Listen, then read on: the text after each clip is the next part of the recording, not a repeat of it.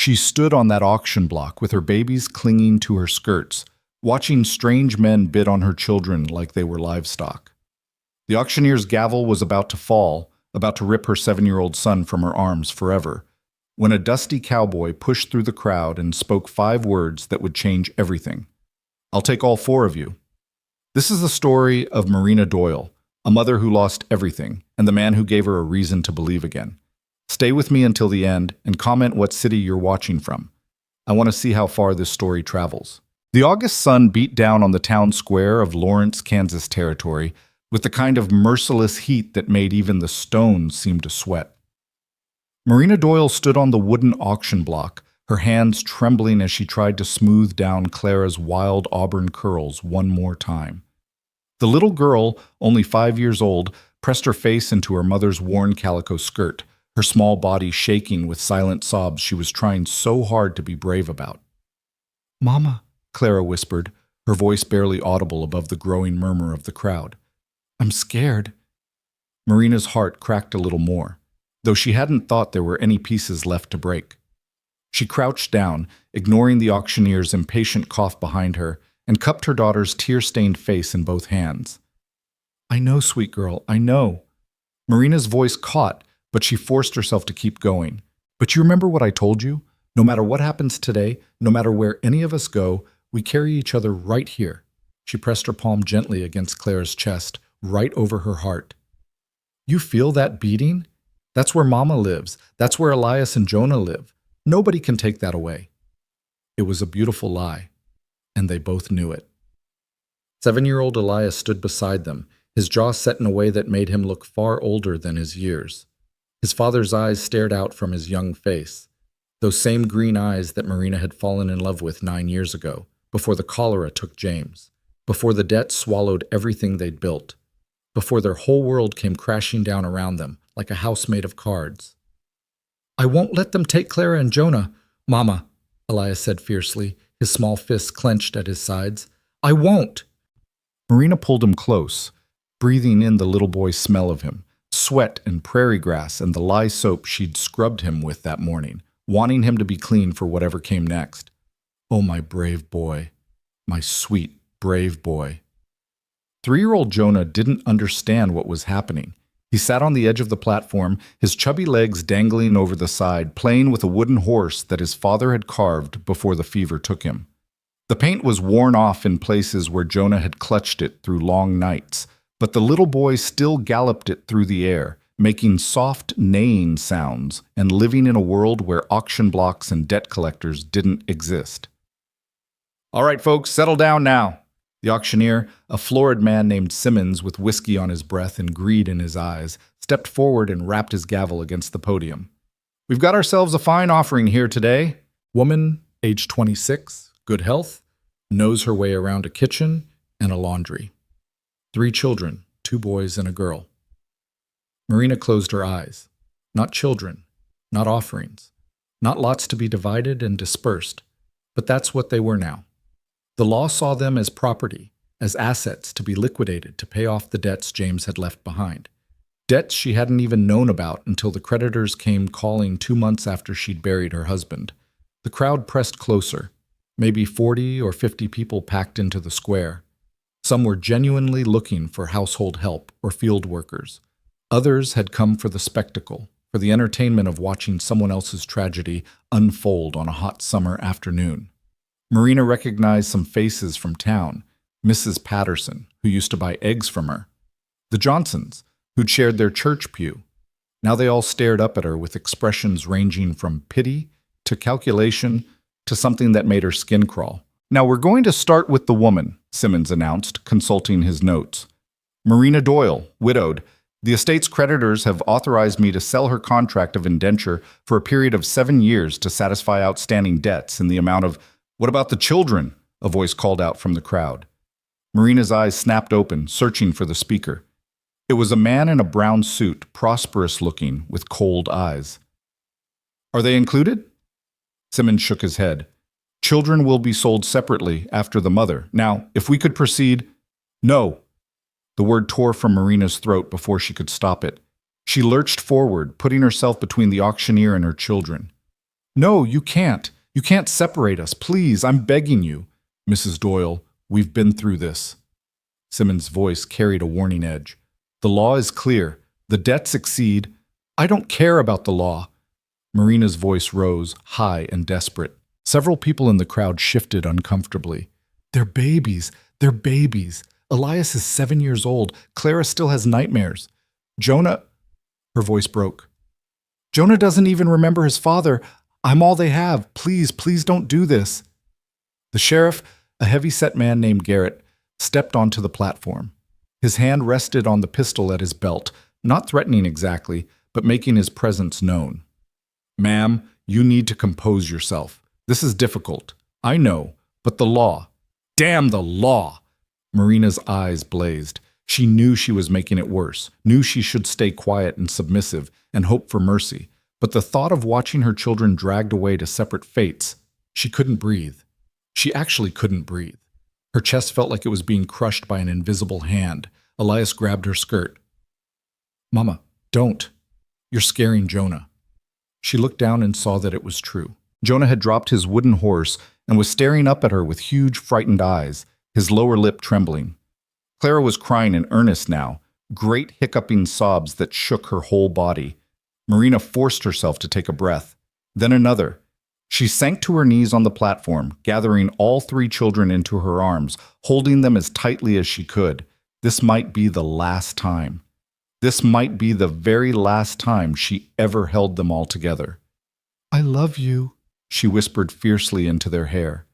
I love you more than the sky, more than the stars, more than every breath I've ever taken. Don't you ever forget that. Don't you ever... Mrs. Doyle? The sheriff's voice was gentler now, but firm. It's time. Two men stepped forward to help her to her feet. Their hands weren't rough, but they were insistent. Marina stood on shaking legs, still trying to keep herself between her children and whatever came next. Let's start the bidding at $50, Simmons called out, his gavel raised. $50 for 7 years of contracted service? Do I hear 50? $50. A woman near the front raised her hand. Marina recognized her, Mrs. Thornhill, who ran a boarding house on the edge of town. A decent woman, by all accounts. Marina felt a small flutter of hope. If she could be close to town, maybe she could find a way to... 60! Another voice, male this time. 75! 80! The bids came faster, and Marina watched in a daze as her worth was calculated in dollars and cents. 85. 90. 100. The numbers climbed, and with each one, she felt more like an animal at a cattle auction, being assessed for her working capacity and years of useful service. $125! Mrs. Thornhill's voice rang out clear and determined. $150! The man in the brown suit again. Something about him made Marina's stomach turn. She'd seen men look at horses that way, evaluating, possessive, already imagining ownership. Going once at $150, Simmons intoned. Going twice? Wait! Elias's voice, high and clear, cut through the proceedings. The 7-year-old had stepped forward, standing at the very edge of the platform. His face was pale, but resolute. You can't just sell our mama. What about us? What's going to happen to us? A murmur ran through the crowd. Some people looked uncomfortable. Others shook their heads at the interruption. Son, you need to step back, Sheriff Garrett said, not unkindly. This is adult business. I'm not your son, Elias said, his voice trembling but defiant. And it's my business if you're taking my mama away. Who's going to take care of us? Who's going to... The children will be placed appropriately, Simmons said with forced patience. Now, if we could... You're going to sell us too, aren't you? Elias's eyes were bright with unshed tears, but his chin was up. Just like you're selling Mama. You're going to sell us to different people. You're going to split us up. The silence that followed was deafening. Even Simmons seemed at a loss for words. Finally, he cleared his throat. The children will be, The creditors have authorized separate sales to maximize the return on... No! Elias lunged forward, but Marina caught him. She pulled him back against her, her arms locked around his chest as he struggled. No, you can't. We're a family. We're supposed to stay together. Mama! Clara was screaming now, reaching for her mother as one of the sheriff's deputies moved to separate them. "Mama, don't let them take me, please!" Jonah, finally understanding that something terrible was happening, began to wail, a high, keening sound of pure terror that cut through Marina like a knife. The crowd was getting restless now. Some people were calling for the sheriff to restore order. Others were shouting questions about the children. The whole thing was descending into chaos, and Marina stood in the center of it, feeling like she was drowning while everyone watched. "Enough!" Simmons banged his gavel repeatedly. "Sheriff, please remove the children from the platform so we can proceed." "No!" Marina screamed. She wrapped her arms around all three children, trying to shield them with her body. "No, please, just give me a minute. Just one more minute. Ma'am, you're only making this harder." The sheriff reached for Elias, and Marina's hand shot out, grabbing the boy's arm. "Don't touch him! Don't you dare!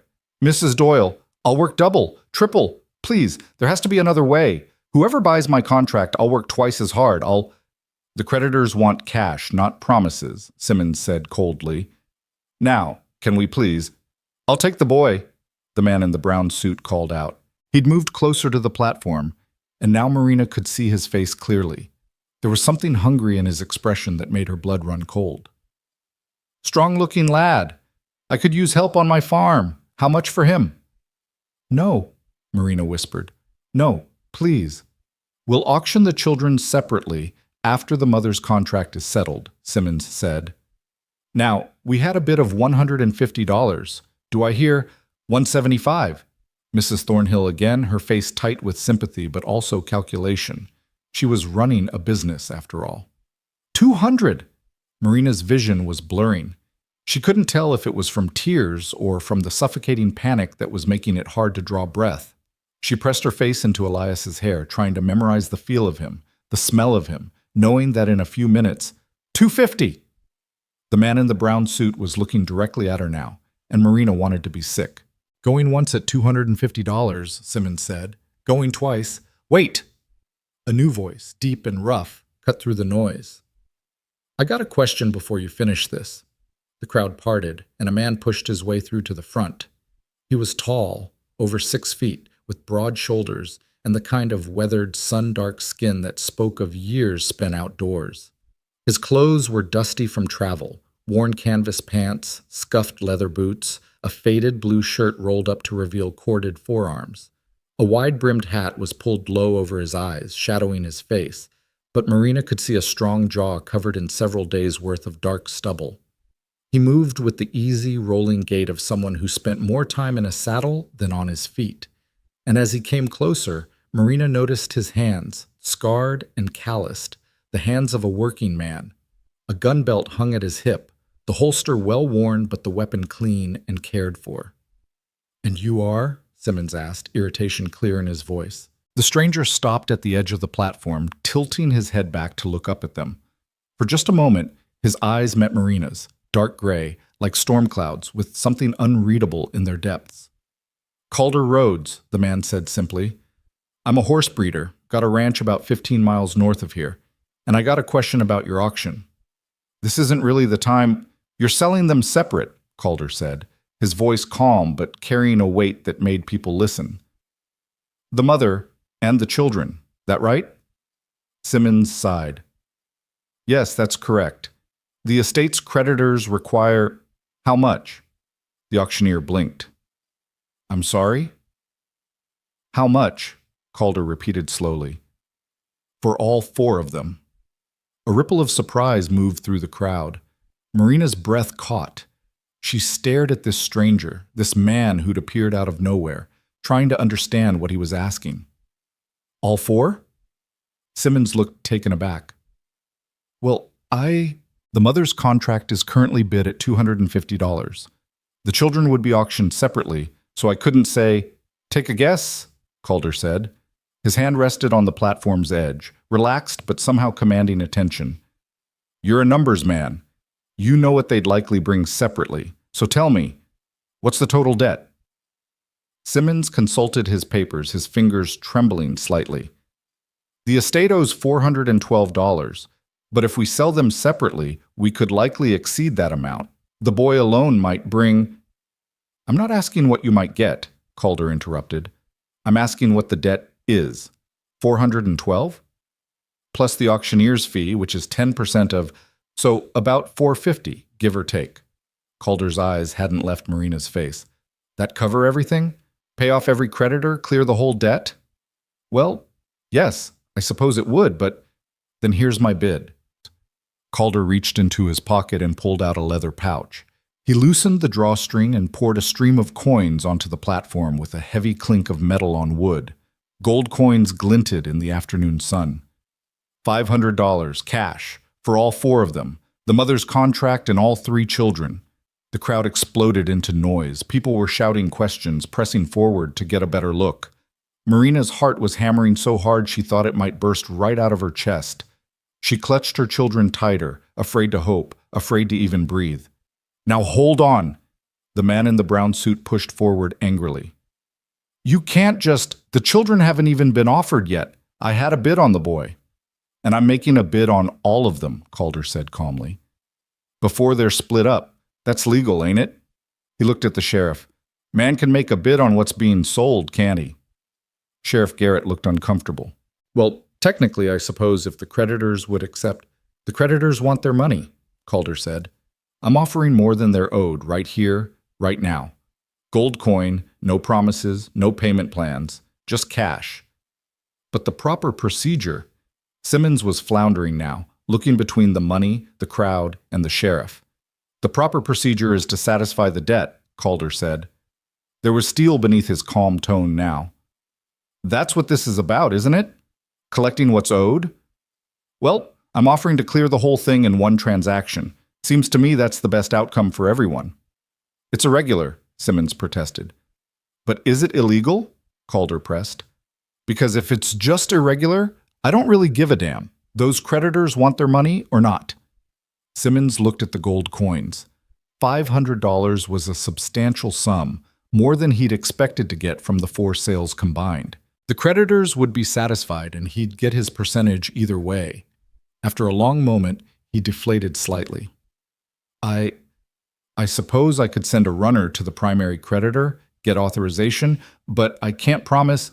You've got authorization right there, Calder gestured to the coins. That's more than enough to cover every debt, and then some. What's left over goes to her. He nodded at Marina. For her and the children to start over with. Marina couldn't speak. She physically couldn't make words come out. This stranger, this man she'd never seen before, was offering to buy her freedom and keep her children with her? It couldn't be real. Things like this didn't happen, not in the real world, not to women standing on auction blocks watching their families get torn apart. Why? The word finally forced itself past her lips, barely more than a whisper. Why would you do this? Calder's eyes met hers again, and for a moment everyone else seemed to fade away. His expression was serious, honest, with something in it that Marina couldn't quite name. Because it's wrong, he said simply. Selling folks off separate when they belong together, it's wrong. I don't care what the law says. I don't care what the debts are. Some things are just wrong, and this is one of them. But you don't even know us, Marina said. Tears were streaming down her face now, though she barely noticed. We're strangers to you. Why would you… Don't have to know you to see that those babies need their mama, Calder said. And you need them. That's plain as day. So here's what's going to happen. He raised his voice, addressing the whole crowd now. I'm buying their freedom. All 4 of them. I'm offering enough to clear the debts and then some. And then I'm taking them to my ranch where they'll have a roof over their heads, food in their bellies, and nobody's going to separate them ever again. That acceptable to everyone? I want the boy. The man in the brown suit tried one more time, his face red with anger. I had a bid on… You don't get the boy, Calder said, and now his voice had gone cold, dangerous even. He turned to face the other man fully, and Marina saw his hand drift unconsciously toward the gun at his hip. You don't get any of them, because I just bought them all, unless you want to outbid $500 in cash? The man in the brown suit glared but said nothing. Clearly, he didn't have that kind of money. Anyone else? Calder looked around the crowd. Anyone else want to outbid me? Because I'll wait. But if not, let's get this done so these folks can get off this platform and stop being gawked at like animals. Simmons looked at the sheriff. The sheriff looked at the coins. After a moment, he nodded slowly. "I think we can make this work," Sheriff Garrett said. "The debt gets paid, the creditors are satisfied, and—" He glanced at Marina and the children, and something like relief crossed his face. "And the family stays together. I'll stand as witness that this was done legal and proper." "Fine," Simmons threw up his hands. "Fine. Let the record show that Calder Rhodes purchased the contracted servitude of Marina Doyle and custody of her 3 minor children for the sum of $500 to be paid in full immediately. Does anyone contest this sale?" The crowd was silent. Even the man in the brown suit had slunk back, muttering under his breath. "Then it's settled." Simmons banged his gavel. "Sold to Mr. Rhodes." The words echoed in Marina's ears. Sold, but not separated, not torn apart and scattered to different corners of Kansas territory. Together. They were staying together. Her knees buckled, and she would have fallen if not for the sheriff's quick hand on her elbow, steadying her. Elias was crying now, great shuddering sobs of relief. Clara had buried her face in her mother's skirt, her whole body shaking. Even little Jonah seemed to sense that something important had happened, clinging to Marina's leg with both arms. Calder climbed up onto the platform, and suddenly he was right there in front of her, even taller up close. He smelled like leather and horse and open prairie. His expression was unreadable as he studied her and the children. "You all right?" he asked quietly. Marina tried to answer, but nothing came out. She tried again. I don't understand why." "Don't have to understand it," Calder said. "Just have to accept it. Can you do that?" She nodded, still not quite believing this was real. Calder crouched down, bringing himself to eye level with Elias. The boy looked back at him warily, his face streaked with tears, but his jaw still set in that stubborn line. "What's your name, son?" "Elias," the boy said. "Elias Doyle. And I'm not your son."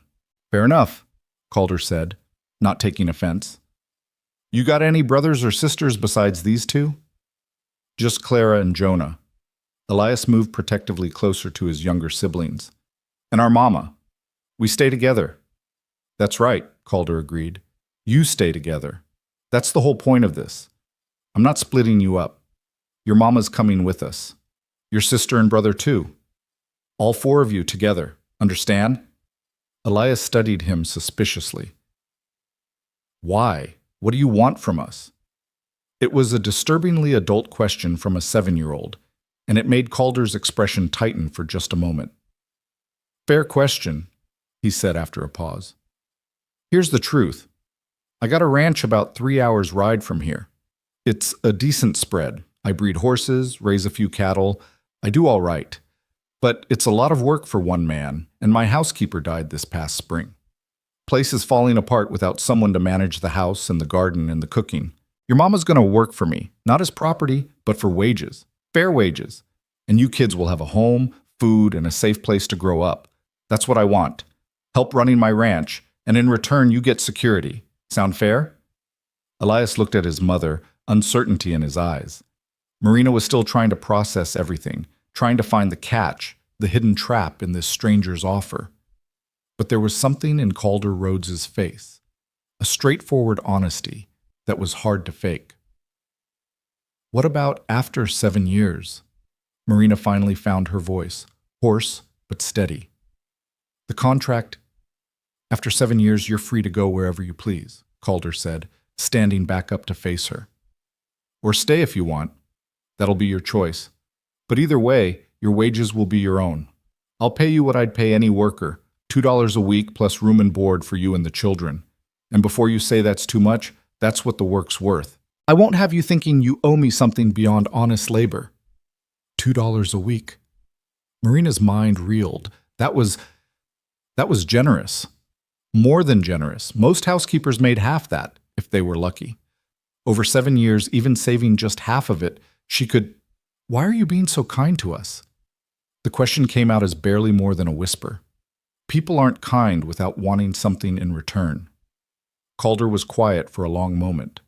When he finally spoke, his voice was low enough that only she could hear. "My mother was sold on a block like this when I was about your boy's age," he said. Rich man bought her contract, took her to his plantation in Missouri. I never saw her again. Spent most of my childhood wondering where she ended up, if she was all right, if she even remembered me. He cleared his throat, his eyes distant. So when I saw you up here with those babies clinging to you, and I heard them talking about splitting you all up, well, I got enough money to make sure that doesn't happen. Seemed like the right thing to do. Marina felt something crack open in her chest. Some frozen, terrified part of her that had been locked tight since James died and the creditors came calling. She looked at this stranger, this rough-edged cowboy who'd just paid $500 to save a family he didn't know, and she saw something genuine in his face. Something good. "Thank you," she whispered.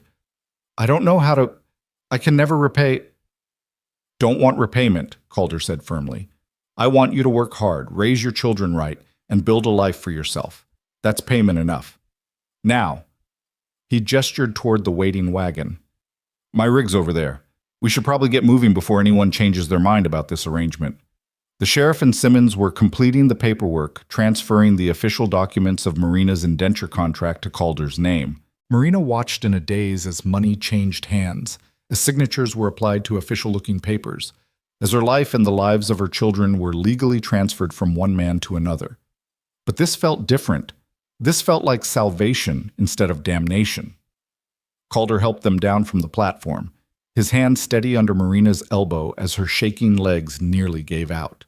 The crowd was dispersing now, the show over, though people still stared as the strange cowboy loaded a widow and 3 children into his wagon. The wagon itself was well maintained, the wood weathered but sound, the horses, a matched pair of chestnuts, looking healthy and strong.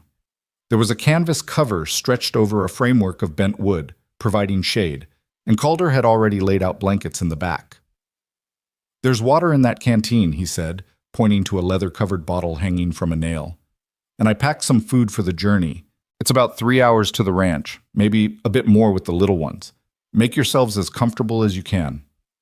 Marina lifted Jonah into the wagon, then Clara.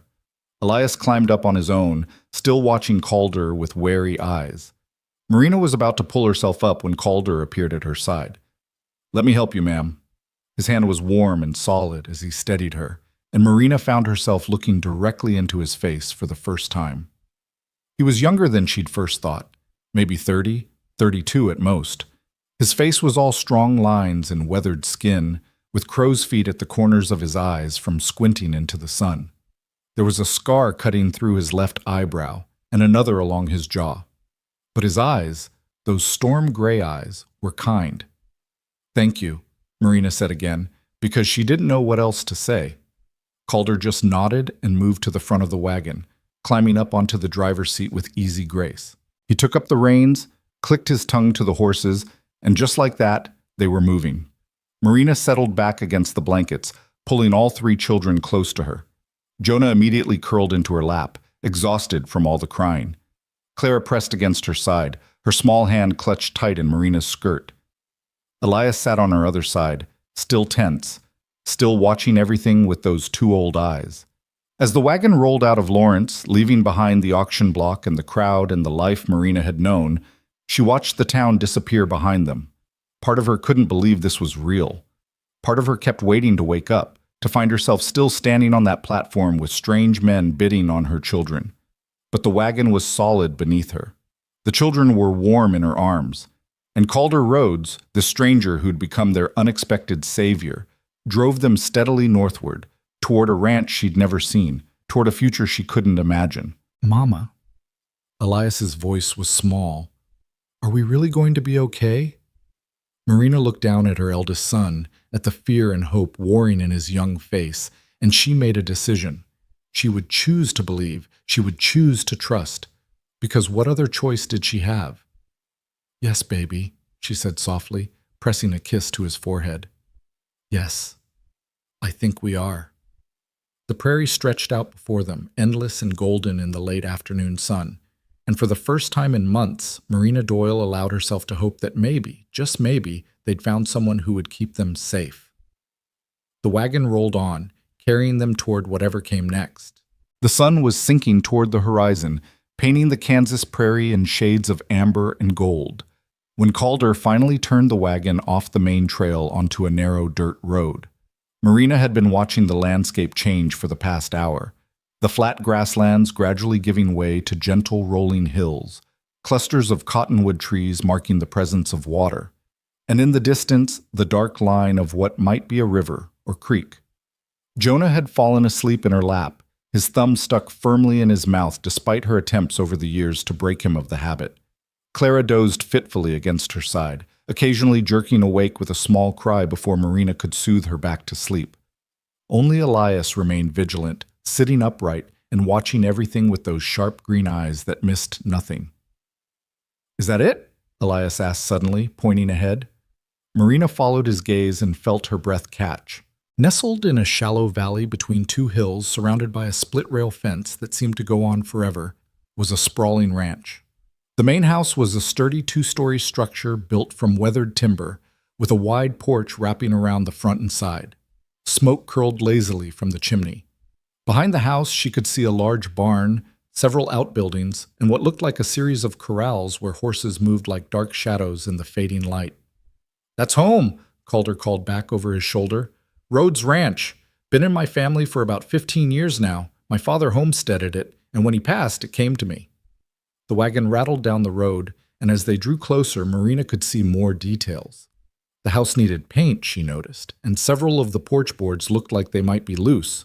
The garden that stretched along the south side of the house was overgrown, more weeds than vegetables, though she could see the remnants of what had once been carefully tended rows, laundry hung on a line, and Marina's practiced eye noted that the shirts and pants had been hung haphazardly, without attention to proper spacing or arrangement. A place that needed a woman's touch, she thought. A place that had been missing one. As they pulled into the yard, a man emerged from the barn, older than Calder, maybe 50, with gray hair and a weathered face that spoke of decades spent outdoors. He raised a hand in greeting and walked over to meet the wagon. "Calder," the man said, his eyes moving from the driver to the wagon's cargo with undisguised curiosity. "Wasn't expecting you back until tomorrow." "Plans changed, Dutch." Calder set the brake and climbed down, stretching his back with an audible crack. "Found what I needed in Lawrence sooner than expected." Dutch's eyes settled on Marina and the children, and his expression shifted from curiosity to understanding. "I see. Well then," he stepped forward, offering Marina a calloused hand. "Name's Dutch Keller. I'm the ranch foreman here. Been working with Calder since his father's time." Marina carefully shifted Jonah's sleeping weight and took the offered hand. "Marina Doyle. And these are my children, Elias, Clara, and Jonah." "Ma'am." Dutch nodded respectfully. "Kids, welcome to Rhodes Ranch." Calder was already moving around to the back of the wagon, reaching up to help Marina down. His hands were strong and sure as they circled her waist, lifting her and Jonah down as if they weighed nothing at all. Marina felt her face flush at the contact, suddenly very aware that she hadn't been touched by a man, even in such an innocent way, since James died. "Clara, honey, wake up," Marina said softly, gently shaking her daughter's shoulder. "We're here." Clara stirred, her eyes opening slowly, confusion written across her small face. "Mama? Where?" Then memory returned and her expression crumpled. "I thought it was a dream. I thought we were still home and Papa was—" "Shh, sweet girl, I know." Marina gathered her close, meeting Calder's eyes over her daughter's head. He looked away quickly, busying himself with helping Elias down from the wagon. "The cabin's all ready," Dutch said to Calder, keeping his voice low but not low enough that Marina couldn't hear. "Fixed the window like you asked, and I had one of the boys bring over a bed frame from the bunkhouse. Ain't fancy, but it's sound." "That'll do fine." Calder turned to Marina. "Mrs. Doyle, I know you're all tired from the journey, but let me show you where you'll be staying. It's just over here." He led them across the yard toward a small structure that sat about 50 yards from the main house. It was a simple one-room cabin built from the same weathered timber as the main house, with a single window and a narrow porch. Someone, Dutch, Marina assumed, had swept the porch clean, and there was a rocking chair positioned beside the door. Calder pushed the door open and stepped aside to let Marina enter first. She walked in, still carrying Jonah, with Clara and Elias pressed close behind her. The cabin was small but clean. A cast-iron stove sat in one corner, its chimney pipe extending up through the roof. Against the far wall was a large bed frame with a straw tick mattress that looked new, or at least freshly stuffed. There was a table with 4 mismatched chairs, a trunk at the foot of the bed, and several hooks on the wall for hanging clothes. A lantern hung from a beam, and someone had left a stack of firewood beside the stove. It was simple, basic. And to Marina, who had spent the last 2 months sleeping in a single room at the boarding house, sharing a bed with all 3 children and living out of a single carpet bag, it looked like a palace. "I know it's not much," Calder said from the doorway. He sounded almost apologetic. "But it's weather-tight and warm. There's more blankets in the trunk, and Dutch stocked the shelves with basic supplies. Coffee, flour, beans, some salt pork. Enough to get you through the next few days until you get settled." Marina set Jonah down on the bed, where he immediately curled into a ball without fully waking. She turned to face Calder, and for a moment she couldn't find words. This stranger had given them more than shelter. He'd given them dignity. "It's perfect," she finally managed. "Mr. Rhodes, I don't know how to thank you. Already told you, don't need thanks." He shifted his weight, clearly uncomfortable with her gratitude. "Just need you to be comfortable and ready to work come morning. The main house is in rough shape. Been trying to manage it myself since Mrs. Henderson passed, but I'm not much good at domestic matters. I can birth a colt and break a stallion, but I can't seem to keep a house from falling into chaos." Despite everything, Marina felt a small smile tug at her lips. "I think I can help with that." "Good." Calder moved toward the door, then paused. "One more thing. I need you to understand something, Mrs. Doyle. You're here as an employee, not as property. You've got your own space, your own door with a lock on it. You and the children are free to move about the ranch as you please. I'll expect a full day's work. And in return, you'll get fair wages, room and board, and respect. Anyone on this ranch treats you with anything less than respect. You come tell me directly. Understood?" Marina nodded, her throat tight with emotions she didn't quite know how to name. "Breakfast is at dawn," Calder continued. "Dutch and the ranch hands eat in the bunkhouse, but I take my meals in the main house. I'll expect you to cook for me and manage the household. Cleaning, laundry, mending, that sort of thing. The children can help as they're able, but I won't have them work like field hands. They're children, and they should have time to be children. Clear?" "Yes, sir." "Don't call me sir," Calder said, a note of discomfort in his voice. "Makes me feel like my father. Just Calder is fine. Or Mr. Rhodes, if you're more comfortable with that." "Mr. Rhodes," Marina said softly. He nodded once and stepped out onto the porch. "There's a pump just behind the cabin for water, and the privy is about 20 yards that way." He pointed into the gathering darkness. "I'll let you get settled. If you need anything before morning, the main house is right there. Don't hesitate." Then he was gone, his footsteps fading as he crossed the yard back toward the main house. Marina stood in the doorway, watching him go, trying to make sense of the strange turn her life had taken. "Mama?" Elias's voice was small. "Is this really where we're going to live?" Marina looked down at her son, saw the exhaustion and uncertainty in his young face, and made a decision. She would not burden these children with her own fears and doubts. They'd been through enough. "Yes, baby, this is home now." She ran her hand through his hair, smoothing down the cowlick that never would stay flat. "What do you think?" Elias walked slowly around the cabin, examining everything with careful attention. He tested the sturdiness of the table, checked the latch on the door, and peered into the trunk at the foot of the bed. Finally, he turned back to his mother. "It's bigger than where we were staying in town," he said carefully. "And it smells better. Less like other people's cooking and more like wood and grass." "That's the prairie you're smelling," Marina said. "Clean air and open space."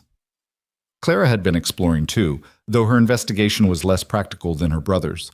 She'd discovered a small shelf beside the stove where someone had left a few basic dishes and cups.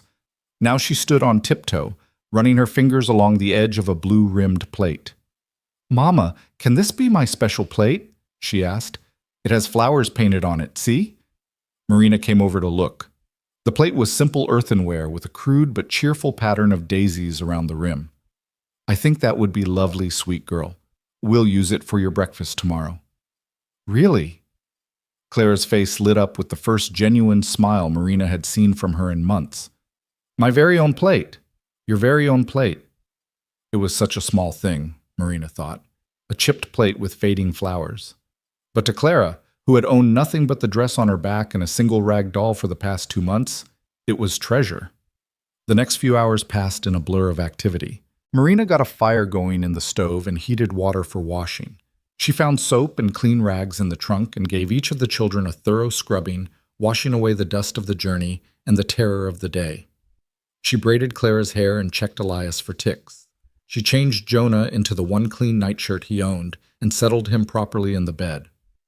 By the time full darkness had fallen, all 3 children were tucked into the bed together, clean and fed on the salt pork and beans Marina had prepared. They looked so small in that big bed, huddled together the way they'd learned to do in the cramped quarters of the boarding house.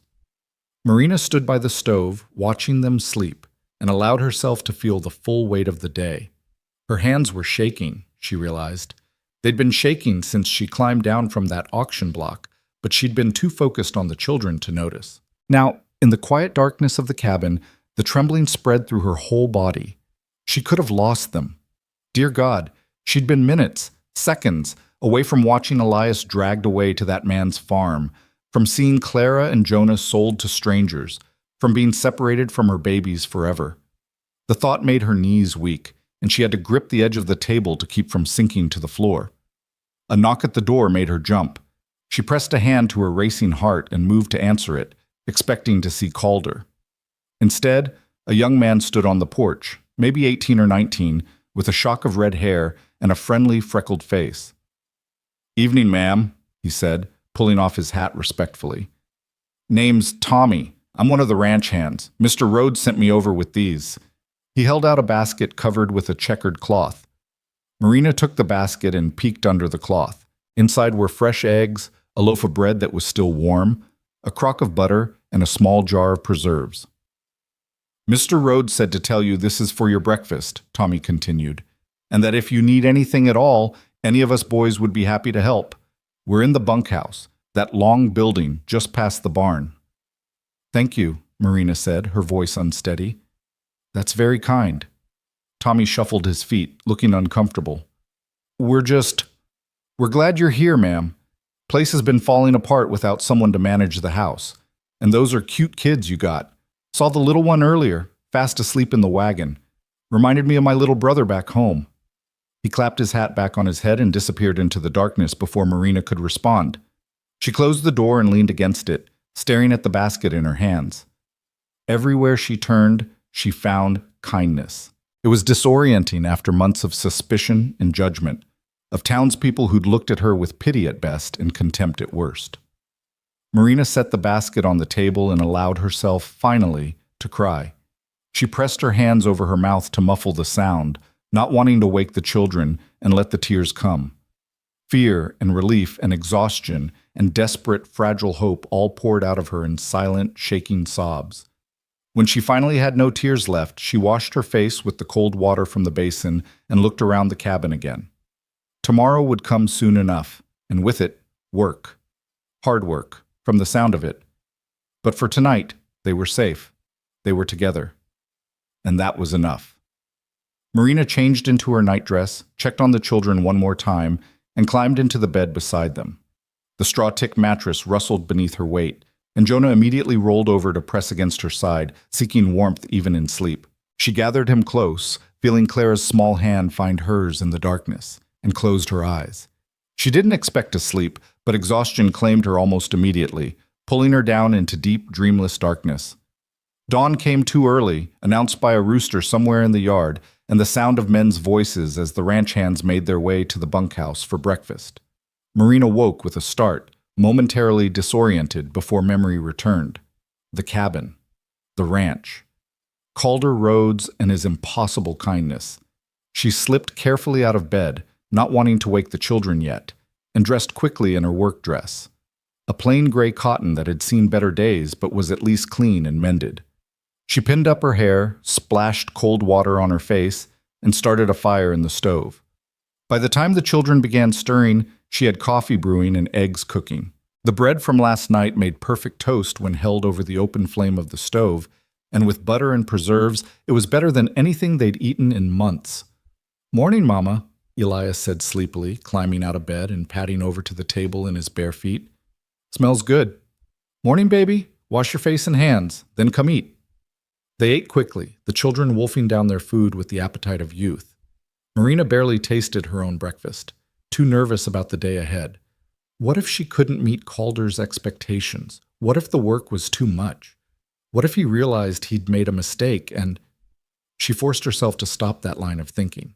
One day at a time, one task at a time. That was how she'd survived the past few months, and that was how she'd survived this too. A knock at the door came just as they were finishing. Marina opened it to find Dutch standing on the porch, his hat in his hands. "Morning, Mrs. Doyle." "Calder wanted me to show you around the main house this morning, explain where things are and what needs doing. The children are welcome to come along or stay here, whatever you think best." "They'll come with me," Marina said immediately. She wasn't ready to let them out of her sight, not yet, maybe not ever again. Dutch led them across the yard to the main house. Up close, Marina could see just how much work the place needed. The porch boards creaked alarmingly under their feet, and the door stuck in its frame when Dutch pushed it open. Inside was chaos. The front room, which seemed to serve as both parlor and dining area, was cluttered with papers, tools, pieces of tack, and various items that clearly had no business being in a living space. Dust covered every surface. The windows were so dirty that the morning light came through in murky streams. "Like I said," Dutch's voice was apologetic, "we've let things go. Mrs. Henderson kept this place spotless, but after she passed, well, none of us know much about housekeeping. We tried, but I can see that," Marina said, surveying the disaster. Then she rolled up her sleeves. "All right, first things first. Clara, honey, can you take Jonah outside to play? Stay where I can see you from the window. Elias, you're with me. We're going to need every hand for this." Over the next several hours, Marina threw herself into the work with a determination that bordered on ferocity. She needed this, needed the physical labor, the tangible results, the sense of purpose. Elias helped her carry load after load of items that didn't belong in the house out to the porch, where Dutch sorted them and carried them to their proper places.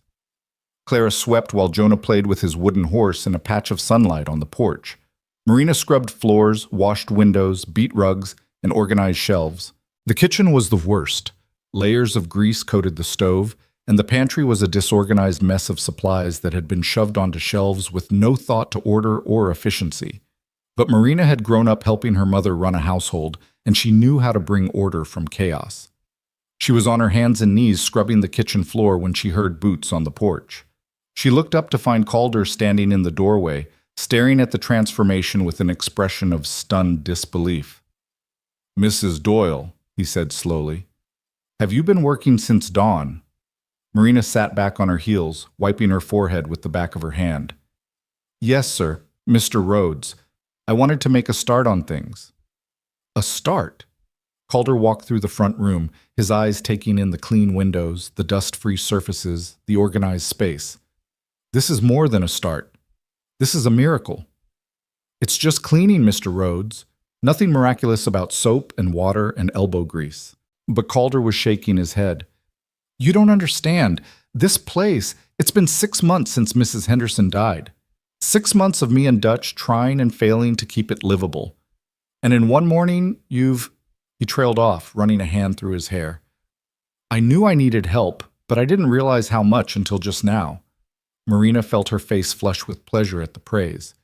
"There's still much to do. The pantry needs a complete overhaul, and I noticed the garden is in terrible shape, but it's a start." "It's more than that." Calder looked at her, really looked at her, and Marina saw something in his expression that she couldn't quite name. Respect, maybe, or appreciation. "Thank you." "You're paying me to do this," Marina pointed out. "No thanks necessary." "Maybe so, but I'm thanking you anyway." He glanced toward the window where Clara and Jonah were playing in the yard. "Your children, they doing all right?" "As well as can be expected, I think. They're resilient." "That boy of yours, Elias. He's got a good head on his shoulders. Found him earlier helping Dutch fix a fence post. Didn't have to be asked, just saw what needed doing and did it. Pride swelled in Marina's chest. He's always been that way, tries to help carry the weight, even when he's too young to understand what that weight is. Well, he's welcome to help around the ranch if he wants. We've got plenty of light work that would suit a boy his age. Might be good for him. Give him something to focus on besides. Calder gestured vaguely, clearly not wanting to say, besides watching his mother almost lose everything on an auction block. I think he'd like that, Marina said softly. He's been cooped up for too long. He needs space to run and work to do. They stood there for a moment, an oddly comfortable silence stretching between them. Then Calder cleared his throat and stepped back. Right. Well, I'll let you get back to it. I need to check on the horses in the south pasture, but I'll be back for dinner around noon. Nothing fancy, just whatever you can put together. I'll manage, Marina assured him.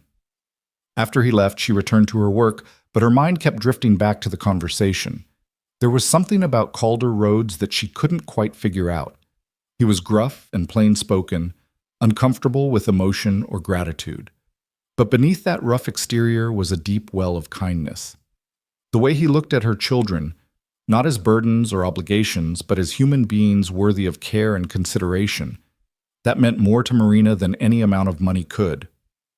By noon, she had dinner ready, a simple meal of fried salt pork, beans, and cornbread made from the supplies in the pantry. It wasn't fancy, but it was hot and filling, and when Calder came in from the pasture and sat down at the now clean table, he ate with the enthusiasm of a man who'd been living on his own poorly cooked meals for too long. Best meal I've had in months, he said, reaching for a second piece of cornbread. Maybe years. Marina, eating her own dinner while standing near the stove and keeping an eye on the children at the smaller table she'd set up for them, felt warmth spread through her chest. It's just simple food, Mr. Rhodes. Sometimes simple is exactly what's needed. He glanced at the children. They eating enough? Marina looked over at Elias, Clara, and Jonah, all three of them focused intently on their plates. More than enough? This is more food than they've seen in a while. Calder's jaw tightened. Well, there's plenty more where that came from. This ranch runs lean sometimes, but we never go hungry. Make sure they know that. They can eat their fill at every meal. Over the next few days, a routine began to establish itself. Marina would wake before dawn, get the children dressed and fed, then head to the main house to prepare Calder's breakfast. After he headed out to work the ranch, she'd spend the morning cleaning, organizing, and slowly bringing order to the chaos. The children would play nearby, or Elias would disappear with Dutch to help with light chores around the property. Clara discovered the abandoned garden and declared it her special project. With Marina's permission and some basic instruction, she began the work of clearing out the weeds and identifying which plants could be saved. Jonah followed her around like a small shadow, alternately helping and hindering her efforts. Marina found herself falling into the rhythm of ranch life more easily than she'd expected. There was something deeply satisfying about the work. The way a dirty floor became clean under her hands, the way an organized pantry made cooking easier, the way fresh bread filled the house with warmth and comfort. It was honest work, and she was good at it. Calder, for his part, was a considerate employer. He never demanded more than was reasonable, always thanked her for the meals she prepared, and made a point of asking after the children every evening. He was a man of few words, but the words he did speak were genuine. It was on the fourth day that something shifted. Marina was in the kitchen preparing dinner when she heard a commotion from outside, raised voices and what sounded like Elias shouting. She dropped the spoon she'd been holding and ran for the door, her heart in her throat. In the yard, she found Elias backed up against the barn wall, his face streaked with tears of fury, while one of the ranch hands, a man she'd seen around but hadn't been introduced to, loomed over him. The man was big, well over 6 feet and heavy with muscle, and he looked angry. "What's going on here?" Marina demanded, moving toward her son. "Your boy," the ranch hand said, his voice rough with irritation. "Just cost me a week's wages." "I didn't mean to," Elias's voice cracked. "I was just trying to help." "Elias, what happened?" Marina reached her son and put herself between him and the angry man. I was helping with the horses," Elias stammered, "and Mr. Pike asked me to hold the gate while he moved the stallion to the other corral. But the horse got spooked, and he ran past me, and now he's loose, and that stallion's worth more than you'll make in 5 years, boy, Pike snarled. If he gets hurt or runs off the property, it comes out of my pay. Do you understand that? Back off. The command came from behind them, and Marina turned to see Calder striding across the yard, his expression thunderous. Pike, step away from the boy. Now. Pike hesitated, then moved back, but his face was still twisted with anger. Calder, that boy of hers let Red Devil loose. If we lose that horse, we're not going to lose the horse, Calder said calmly. Tommy and Dutch are already tracking him. He won't have gone far, probably just down to the creek. And even if we do lose him, that's not the boy's fault. You shouldn't have put a 7-year-old in charge of holding a gate for an unbroken stallion in the first place. What were you thinking? I was thinking I needed an extra hand, and he was offering. He's a child, Pike, a child trying to be helpful. If that horse gets loose, that's on you for poor judgment, not on him. Calder's voice had gone cold. Now get out to the south pasture and help find Red Devil. And Pike, if I ever see you looming over one of these children again, you'll be looking for work elsewhere. Are we clear? Pike glared but nodded once before stalking off toward the pasture. Marina felt Elias trembling against her side and pulled him close. I'm sorry, Elias whispered. I'm so sorry, Mama. I was just trying to help. I thought, shh, baby, it's all right. She looked up at Calder. Mr. Rhodes, I apologize. I should have. You have nothing to apologize for, Calder said firmly. He crouched down to Elias's level. Son, you listening to me? Elias nodded miserably. You made a mistake, that's all. Everyone makes mistakes, especially when they're learning. The important thing is that you were trying to help, and that tells me you've got character. But from now on, before you take on any task with the animals, you check with me or Dutch first. Some of these horses are dangerous, even for experienced hands. Understood? Yes, sir, Elias said quietly. Good. Calder stood back up, and Marina saw something in his face soften as he looked at her son. Why don't you come with me? We'll go check on the chickens. That's a job that's hard to mess up, and we need someone to collect the eggs anyway. Your mama could probably use them for baking. Elias looked up at Marina, asking silent permission. She nodded, and the boy moved cautiously to Calder's side. Together, they walked toward the chicken coop, Calder's hand resting briefly on Elias's shoulder in a gesture of reassurance. Marina stood in the yard, watching them go, and felt something shift in her chest. This man, this rough, plain-spoken cowboy who'd bought them off an auction block, was treating her son with more kindness and patience than his own father had sometimes managed. James had loved his children, but he'd been stern, quick to judge, and slow to forgive mistakes. Calder was different. Harder on the outside, perhaps, but with a gentleness at his core that he tried to hide. That night, after the children were asleep and the cabin was quiet, Marina sat in the rocking chair on the porch and let herself think about the future for the first time in months. 7 years of her contract stretched ahead. 7 years of working on this ranch, raising her children in this small cabin, seeing Calder Rhodes every day. It should have felt like a prison sentence. Instead, sitting there in the warm darkness with the sound of crickets singing in the grass and the stars bright overhead, it felt like the first real home she'd had since James died. And that realization, more than anything else that had happened in the past few days, terrified her. Because Marina Doyle had learned the hard way that good things didn't last, that safety was an illusion, that trusting someone, anyone, was a luxury she couldn't afford. But as she sat there in the darkness, listening to the peaceful sounds of the ranch settling in for the night, she found herself wanting to believe, wanting to trust, wanting to hope that maybe, just maybe, they'd finally found a place where they could heal. Inside the cabin, Jonah cried out in his sleep, and Marina went to him, soothing him back to dreams. Tomorrow would bring more work, more challenges, more opportunities to prove herself. But for tonight, they were safe. And for now, that was enough. The weeks passed with the swiftness that surprised Marina. June melted into July, and the Kansas summer settled over the ranch like a heavy blanket, bringing with it long days of work and longer evenings filled with the sound of cicadas and the children's laughter. The cabin that had seemed so strange on that first night now felt familiar, lived in, and the rhythms of ranch life had become as natural as breathing. Clara's garden was flourishing under her devoted attention. The little girl would spend hours crouched among the rows, her dress stained with dirt, carefully tending to the tomato plants and beans and squash that were finally beginning to produce. She'd created a small scarecrow from straw and old clothes that Calder had given her, and she'd named it Mr. Friendly, because, as she explained seriously to her mother, he needs to be nice to the birds even while he's scaring them away, Mama. Otherwise it's just mean. Elias had become Dutch's shadow, following the older man around the ranch and soaking up everything he could learn about horses and cattle and the 100 small tasks that kept a ranch running. The incident with Red Devil, who had been found peacefully drinking from the creek and returned to his corral without incident, had made Elias more cautious, but it hadn't dampened his eagerness to help. If anything, he seemed determined to prove himself, to show that he could be trusted with responsibility. Even Jonah was thriving. The little boy who had spent months cooped up in a single room at the boarding house now ran wild through the ranch yard, his face tanned and his legs growing strong from constant motion. He followed Clara around the garden, helped his mother gather eggs from the chicken coop, and had developed an absolute fascination with the horses that sometimes worried Marina.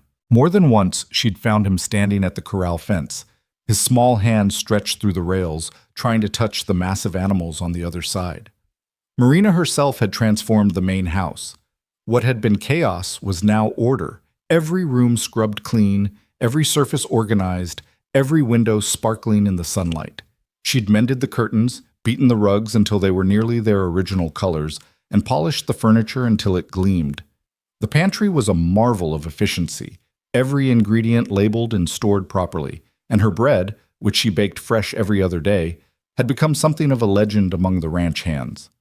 Calder never said much about the changes, but Marina had learned to read the small signs of his approval, the way he paused in the doorway of the front room, his eyes taking in the transformation, the satisfied sound he made when he bit into a piece of her fried chicken, the fact that he'd started taking his evening coffee on the porch instead of retreating immediately to his room, as if he finally found the house comfortable enough to linger in. They'd fallen into an easy routine, the two of them. Marina would have his breakfast ready at dawn, they'd exchange a few words about the day's plans, and then he'd disappear into the work of running the ranch. She'd spend the day managing the household, preparing meals, and keeping an eye on the children. In the evening, they'd share dinner, Calder at the main table, Marina and the children at the smaller one she'd set up near the kitchen, and then he'd head out to check on the animals one more time while she cleaned up and got the children ready for bed. It was a professional relationship, proper and distant, and Marina told herself that was exactly how it should be. She was his employee. He was her employer. The fact that she'd started noticing things about him, the way his eyes crinkled when he smiled, rare as that was, or the gentle patience he showed with her children, or the sound of his voice in the evening when he'd stop by the garden to compliment Clara on her work, none of that mattered. None of that could matter. But then came the storm. It started on a Tuesday afternoon in late July, when the air turned thick and strange, pressing down on the ranch like a physical weight. Marina had been hanging laundry on the line behind the cabin when she noticed the sky to the west turning an odd greenish-gray color. The wind, which had been blowing steadily all morning, suddenly died to nothing, leaving an eerie stillness that made her skin prickle with instinctive alarm. "Elias," she called, scanning the yard. "Clara! Jonah! Come here right now!" The children appeared from various corners of the ranch, responding to the urgency in her voice. Elias came running from the barn. Clara emerged from her garden with dirt on her hands, and Jonah toddled over from where he'd been playing with his wooden horse near the porch. "What's wrong, Mama?" Clara asked, looking up at the strange sky with wide eyes. "I'm not sure, sweet girl, but I think—" "Storm coming!" Dutch's voice rang out across the yard. Marina turned to see him hurrying toward them, his face tight with concern. "Big one, by the look of it. Mrs. Doyle, you need to get those children inside, now." "What about—" Marina started to ask about Calder, but Dutch was already shaking his head. "He's out checking the south fence line. Tommy's gone to fetch him, but it might take a while. You just worry about yourself and those kids. Get in the house, the main house, not your cabin. It's sturdier, and if this is what I think it is, you'll want solid walls around you." Marina didn't argue. She scooped Jonah into her arms and herded Elias and Clara toward the main house, glancing over her shoulder at the approaching storm. The greenish clouds were roiling now, moving toward them with frightening speed, and she could see lightning flickering in their depths like the tongues of some massive serpent. They'd barely made it through the door when the wind hit. It came all at once, a roaring blast that rattled the windows and made the entire house groan.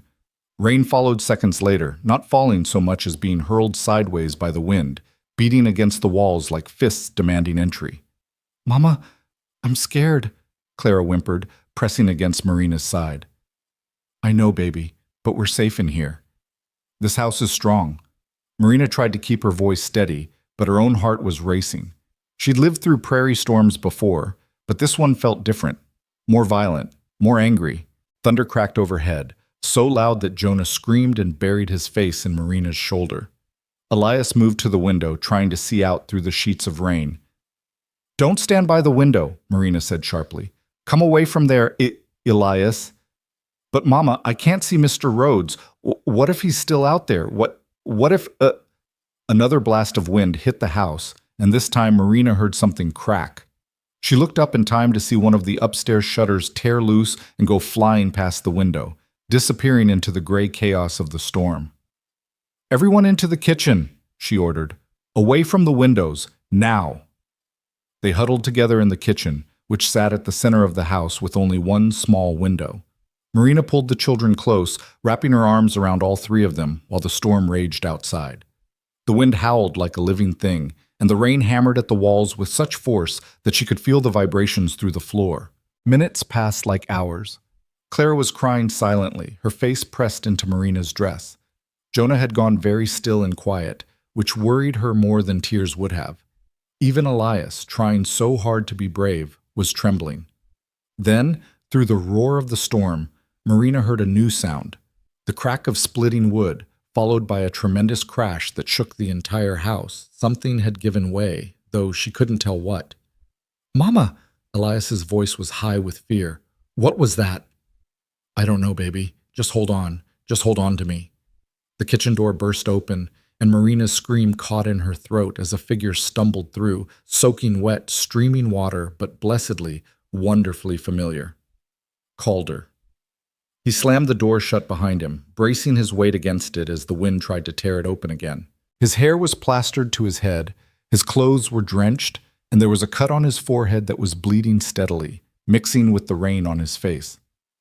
"Mr. Rhodes!" Marina started to rise, but he held up a hand. "Stay where you are. Keep the children down." His voice was steady despite the blood and the chaos. "The barn roof just partially collapsed. Nobody was hurt, thank God, but we've got horses loose in this mess, and..." He broke off as another tremendous gust of wind hit the house. This time, Marina heard glass shatter somewhere upstairs. "Is it a tornado?" Elias asked, his voice barely audible over the storm. "Don't know for sure," Calder said, moving away from the door now that it seemed secure. "But it's bad enough that we're staying put until it passes. Dutch and the boys are securing what they can, but mostly we're just riding it out at this point." He crossed to where Marina sat with the children and crouched down, bringing himself to their eye level. His storm-gray eyes were calm despite everything, and Marina felt some of her own panic ease just from his presence. "You kids doing all right?" he asked gently. "I'm scared," Clara whispered. "That's smart," Calder said. "Fear's just your body's way of telling you to pay attention. Nothing wrong with being scared as long as you don't let it make you stupid. And you're all being very brave, staying calm, and listening to your mama. That's good." "You're bleeding," Elias pointed out, staring at the cut on Calder's forehead. "Am I?" Calder touched his head and looked surprised at the blood on his fingers. "Must have caught a branch on the way back. Mrs. Doyle, you got anything I could..." But Marina was already moving. She settled Jonah into Elias's arms and crossed to the kitchen basin, grabbing a clean cloth and wetting it. When she returned to Calder, she hesitated for just a moment before reaching up to dab at the cut. "Hold still," she murmured, focusing on the wound to avoid meeting his eyes. She was acutely aware of how close they were, of the warmth of his skin beneath her fingers, of the way he'd gone very still at her touch. The cut wasn't deep, thankfully, though it was bleeding freely the way head wounds did. Marina cleaned it carefully, her movements gentle but efficient, and tried to ignore the way her heart was beating too fast. "Thank you," Calder said quietly, his voice pitched just for her. For taking care of the house. For keeping the children calm. You're good at this. At managing a crisis. Had plenty of practice, Marina said, a trace of bitterness creeping into her voice before she could stop it. She pressed the cloth against the cut, applying pressure to stop the bleeding. When your husband dies and leaves you with 3 children and a mountain of debt, you learn to manage crises. I'm sorry, Calder said, about your husband, about what you went through. Marina met his eyes then, and something in his expression made her throat tighten. Sympathy, yes, but also understanding. This man knew what loss looked like. He'd lived through his own. It's past, she said softly. We survived. That's what matters. Surviving isn't the same as living. The words hung between them, weighted with meaning Marina wasn't quite ready to examine. She pulled the cloth away from his forehead and inspected the cut. The bleeding had slowed. You'll live, she said, trying to lighten the moment, though you're going to have a nasty bruise. Won't be my first. Calder's lips quirked in what might have been the ghost of a smile. Then his expression sobered as another gust of wind rattled the house. Storm's not letting up. We might be here a while. They were there for 3 hours. 3 hours of huddling in the kitchen while the storm tore across the prairie with savage fury. 3 hours of wind and rain and thunder that seemed to shake the very foundations of the earth. 3 hours during which Marina learned things about Calder roads that she hadn't known before. He was good with the children, for one thing. When Jonah grew restless and frightened, Calder distracted him with a story about a legendary horse that could outrun the wind. When Clara started crying again, he pulled a slightly battered peppermint stick from his pocket. Where he'd gotten it, Marina had no idea, and gave it to her with such solemnity that she stopped mid-sob. When Elias peppered him with worried questions about the horses and the ranch, he answered each one honestly but reassuringly, treating the 7-year-old like his concerns were valid and important. And he was kind. Marina had known that already, of course. You didn't buy a widow and her 3 children off an auction block if you weren't fundamentally kind, but she saw it again in the small gestures. The way he positioned himself between the children and the windows, as if his body could shield them from harm.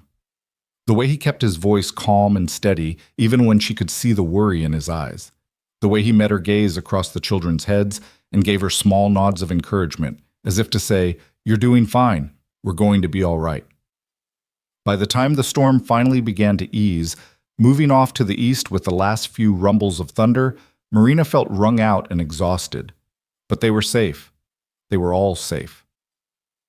I need to go check on the damage, Calder said, rising stiffly from where he'd been sitting on the floor. Make sure none of the animals are hurt. See what we lost. You and the children should stay here until I come back and tell you it's safe to go outside. There might be debris everywhere, and I don't want anyone stepping on a nail or cutting themselves on broken wood. Be careful, Marina said, then felt foolish for saying it. Of course he'd be careful. But Calder just smiled, a real smile this time, warm and genuine. Yes, ma'am. After he left, Marina got the children settled in the front room and went to assess the damage to the house itself. Several windows were broken, rain had gotten in and soaked the floors upstairs, and there would be a lot of cleanup to do. But the structure was sound. They'd weathered the storm. An hour later, Calder returned with Dutch and 2 of the ranch hands. His face was grim. How bad? Marina asked, meeting him at the door. Could be worse. The barn roof needs repair, and we lost part of the fence around the north pasture. Found most of the horses. They'd taken shelter in the trees down by the creek, but he paused, his jaw tight. Mrs. Henderson's old house, the one that's been empty since she passed. It's gone. Storm just tore it apart. Oh no, Marina breathed. Yeah. Calder ran a hand through his still damp hair. We're going to be doing repairs for weeks. But nobody was hurt, and that's what matters. The rest is just work. Over the next few days, the ranch buzzed with activity as everyone pitched in to repair the storm damage. Marina found herself working alongside the men, hauling debris, holding boards steady while they hammered, and generally making herself useful wherever she could. The children helped too, Elias carrying tools, Clara bringing water to the workers, even Jonah collecting the bent nails that could be straightened and reused. Marina watched Calder through those days with growing respect. He worked harder than anyone, often laboring from dawn until long past dark, his hands becoming torn and blistered despite the calluses that already marked them. But he never complained, never snapped at anyone in frustration, and always made sure to thank each person for their help. He was a good leader, she realized. The kind of man others wanted to follow. It was on the third day after the storm, as Marina was sweeping broken glass from one of the upstairs bedrooms, that she heard shouting from outside.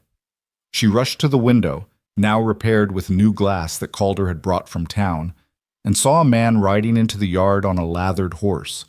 Even from a distance, she could see that something was wrong. By the time she got downstairs, Calder and Dutch were talking to the rider in urgent, low voices. Marina caught only fragments, saw smoke about 10 miles east, and heading this direction. And how much time do we have? What's going on? She asked, approaching them. Calder turned to her, and the expression on his face sent a spike of fear through her chest. Prairie fire, he said. Started by lightning from the storm, most likely. It's burning this direction, and if the wind doesn't change, it could reach us by nightfall. Marina felt the blood drain from her face. She'd heard stories of prairie fires, of how they could sweep across miles of grassland faster than a horse could run, consuming everything in their path. What do? We fight, Calder said simply. We've got the creek to the south. If we can create a firebreak wide enough, we might be able to stop it there. But it's going to take everyone working together, and there's no guarantees. He looked at her steadily. Mrs. Doyle, I need you to get the children and anything you can't afford to lose into the wagon. If the fire gets too close, Dutch is going to drive you and the kids to town. No arguments. I'm not leaving, Marina said immediately. You'll need every hand to fight this fire. The children can go with Dutch, but I'm staying. Mrs. Doyle, Marina, she interrupted. If we're about to fight for our lives together, you might as well call me Marina, and I'm staying. I've got 2 hands and a working back, and you need both. The children will be safe with Dutch. For a moment she thought Calder would argue, but then he nodded slowly. All right. But you do exactly what I tell you, when I tell you. Fire doesn't give second chances. Understood. The next few hours were a blur of frantic activity. Marina helped Dutch get the children settled in the wagon with supplies and instructions to head for town at the first sign that the fire was getting too close. Elias wanted to stay and help, argued and pleaded, but Marina was firm. You're the oldest, she told him, gripping his shoulders and looking into his eyes. I need you to take care of Clara and Jonah. Can you do that for me? Can you be the brave one and keep them safe? Elias's eyes filled with tears, but he nodded. Yes, Mama. That's my boy. She hugged him tightly, then Clara, then Jonah, trying not to think about the fact that this might be the last time. I love you, all of you, more than anything in this world. Then she turned away before she could change her mind and joined the line of people working to create a firebreak. They used shovels and hoes and their bare hands to clear a strip of land along the south side of the creek, removing every scrap of grass and brush that could catch fire. It was brutal work. The sun beat down mercilessly, and Marina's hands were soon blistered and bleeding. But she didn't stop. None of them stopped. By late afternoon, they could see the smoke on the horizon, a dark, ominous wall that blotted out the sky. The air grew thick and acrid, making every breath burn. The wind had picked up, blowing toward them, and Marina could feel the heat of the distant flames on her face. It's moving fast, Dutch said, appearing beside Calder where he stood surveying their work. Faster than I thought. We might not have enough time to finish the break. Then we make time, Calder said grimly. We're not losing this ranch. Not to fire, not to anything. They worked as the fire drew closer, as the smoke grew thicker, as the world took on an orange, hellish glow.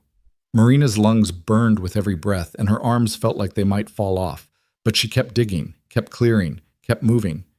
And then, when the fire was close enough that she could hear it roaring like some monstrous beast, when sparks were beginning to fall around them like deadly snow, Calder grabbed her arm. That's it, he said. We've done all we can. Now we wet everything down and pray. They'd filled every barrel, bucket, and container they could find with water from the creek. Now they formed a line and passed the containers from hand to hand, soaking the firebreak, the buildings, even themselves. Marina's clothes were drenched, her hair dripping, and still the fire came on.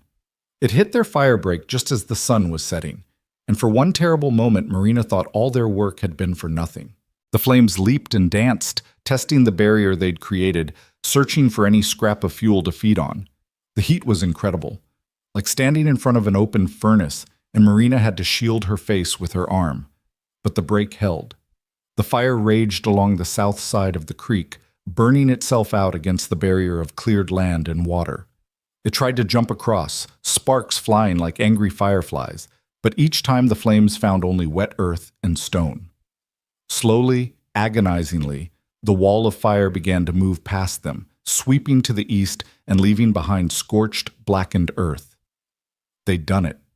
They'd saved the ranch. Marina sank to her knees, her whole body shaking with exhaustion and relief.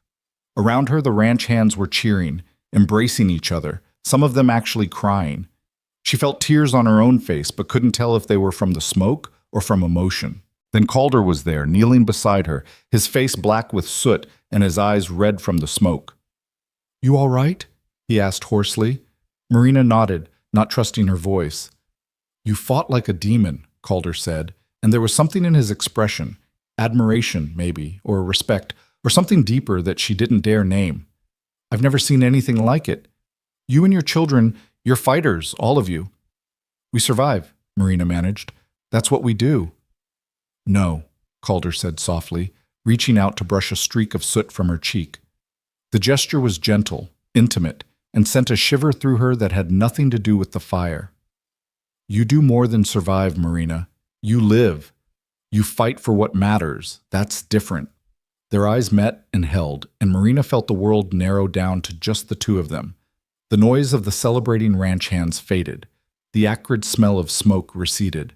There was only Calder's face, lined with exhaustion and marked with soot, and his eyes looking at her with something that made her heart race in a way that had nothing to do with fear. "Calder, she started, but then Dutch was calling for him, something about checking the buildings one more time to make sure no sparks had caught, and the moment broke. Calder rose, offering Marina his hand to help her up. She took it, feeling the rough calluses of his palm against hers, and allowed him to pull her to her feet. "Come on," he said, his voice returning to its usual gruff practicality. "Let's make sure we really save this place. Then we can rest." But as Marina followed him across the scorched earth, past the exhausted but jubilant ranch hands, she couldn't stop thinking about the way he'd looked at her, couldn't stop replaying his words in her mind, couldn't stop feeling the ghost of his touch on her cheek. Something had shifted between them in the smoke and heat of that desperate battle, something fundamental, and Marina didn't know whether to be terrified or exhilarated by what that might mean. The children returned the next morning, brought back by a sheepish Dutch, who reported that they'd made it about 5 miles toward town before the wind had shifted and turned the fire away from the ranch entirely. By that time, it had been too dangerous to come back in the dark, so they'd camped for the night and returned at first light. Clara ran to Marina and wrapped her arms around her mother's waist, crying with relief. Elias tried to be brave but couldn't quite hide the way his hands shook as he hugged her. Even Jonah, who didn't fully understand what had happened, clung to her with unusual intensity. "I thought," Clara hiccuped, "I thought we might not see you again, Mama." "I'm here, baby. I'm right here." Marina held all three of them close, breathing in the sweet, familiar smell of them, and silently thanked God and Calder Rhodes and anyone else who might have had a hand in keeping them all alive. Calder stood nearby, watching the reunion with an unreadable expression. When Marina's eyes met his over the children's heads, he gave her a small nod. Acknowledgement, understanding, something more, and then turned away to deal with the continuing cleanup. That evening, after the children were fed and settled in the cabin, after the worst of the mess had been cleared and the immediate danger had passed, Marina found herself drawn back to the main house. She told herself it was just to check on things, to make sure nothing had been overlooked, but she knew that was a lie. She found Calder on the front porch, sitting in one of the chairs they'd salvaged from the storm damage. He had a cup of coffee in his hands and was staring out at the darkened prairie, at the scorched earth that marked how close they'd come to losing everything. "Mind if I sit?" Marina asked softly. He looked up, surprise flickering across his face. "It's your porch, too." You don't have to ask. Marina settled into the chair beside his, and for a long moment they sat in comfortable silence. The night was clear, the smoke had finally dispersed, and the stars were brilliant overhead. "Thank you," Marina said finally, "for everything. For buying us off that auction block, for giving us a home, for fighting to save it yesterday, for—" her voice caught, "for caring about us like we matter." "You do matter," Calder said quietly. "You and those children, you matter more than you know." There was something in his voice that made Marina's breath catch. She turned to look at him and found him already watching her, his storm-gray eyes reflecting the starlight. "Marina," he said, and the sound of her name on his lips sent warmth spreading through her chest. "There's something I need to tell you. Something I've been trying not to think about because it's too soon and too complicated and probably too foolish.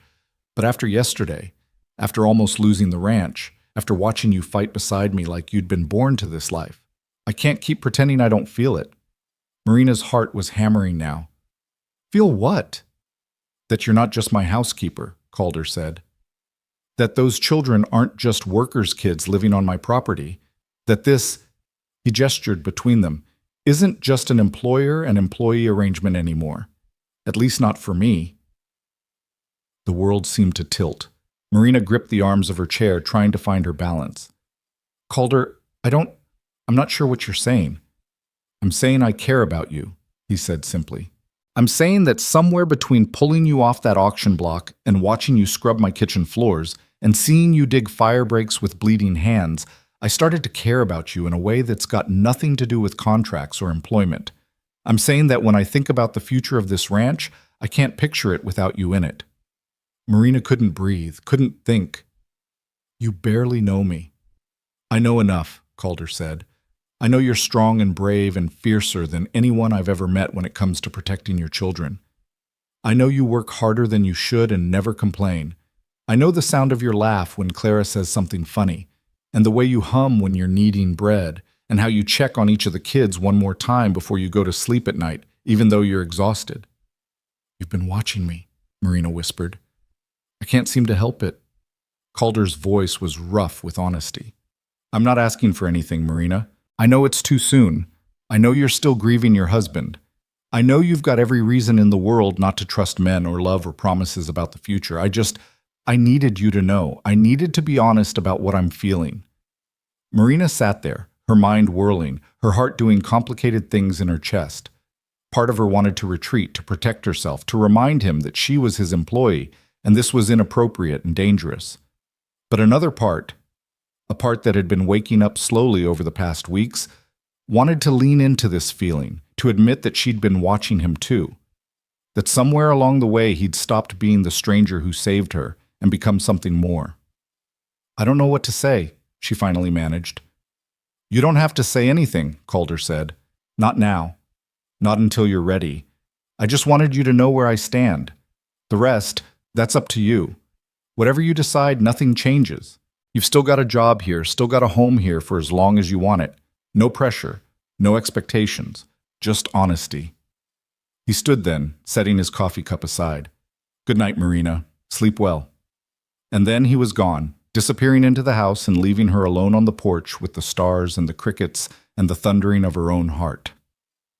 Marina sat there for a long time, trying to make sense of everything, trying to understand how her life had turned upside down so completely in just a few short weeks, trying to figure out what she felt about Calder Rhodes, this gruff, kind, complicated man who'd looked at her like she was something precious.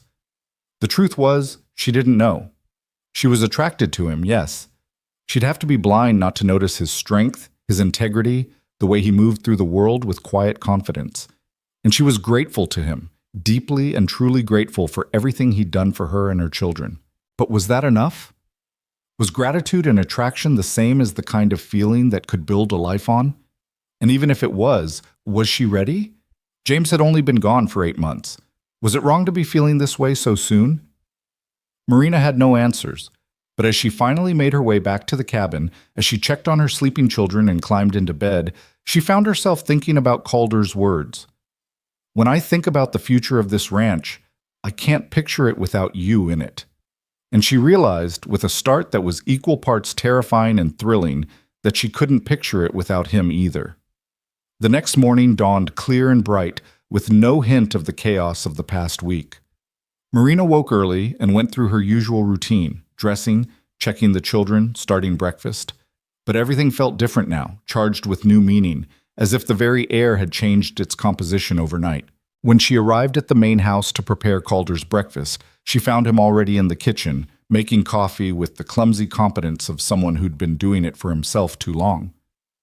"Morning," he said, not quite meeting her eyes.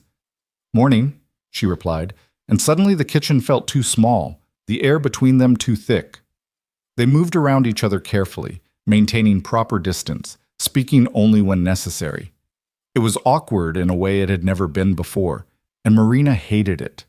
Whatever else Calder's confession had done, it had disrupted the easy companionship they'd built. It wasn't until she was setting his plate in front of him, eggs and bacon and the toast she knew he preferred slightly burnt, that he caught her hand. "Marina, wait." She froze, acutely aware of his fingers wrapped around her wrist, of the warmth of his touch. "I'm sorry," Calder said quietly, releasing her hand. "I didn't mean to make things strange between us. If I've made you uncomfortable—" "You haven't," Marina said quickly. Then, more carefully, "Or rather you have, but not in a bad way. Just in a different way. I need time to think, Calder, to figure out what I feel, what I want. Can you give me that?" "All the time you need," he promised. "Like I said, nothing has to change unless you want it to." But something already had changed, Marina thought as she returned to her work. The question was whether that change would break what they had or transform it into something even better. She didn't know the answer yet, but for the first time in a very long time, she found herself hoping for the future instead of just surviving the present. And that, perhaps, was the most important change of all.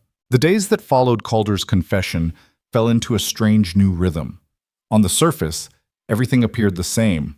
Marina still rose before dawn to prepare breakfast, still managed the household with quiet efficiency, still tended to her children with the fierce devotion that defined her.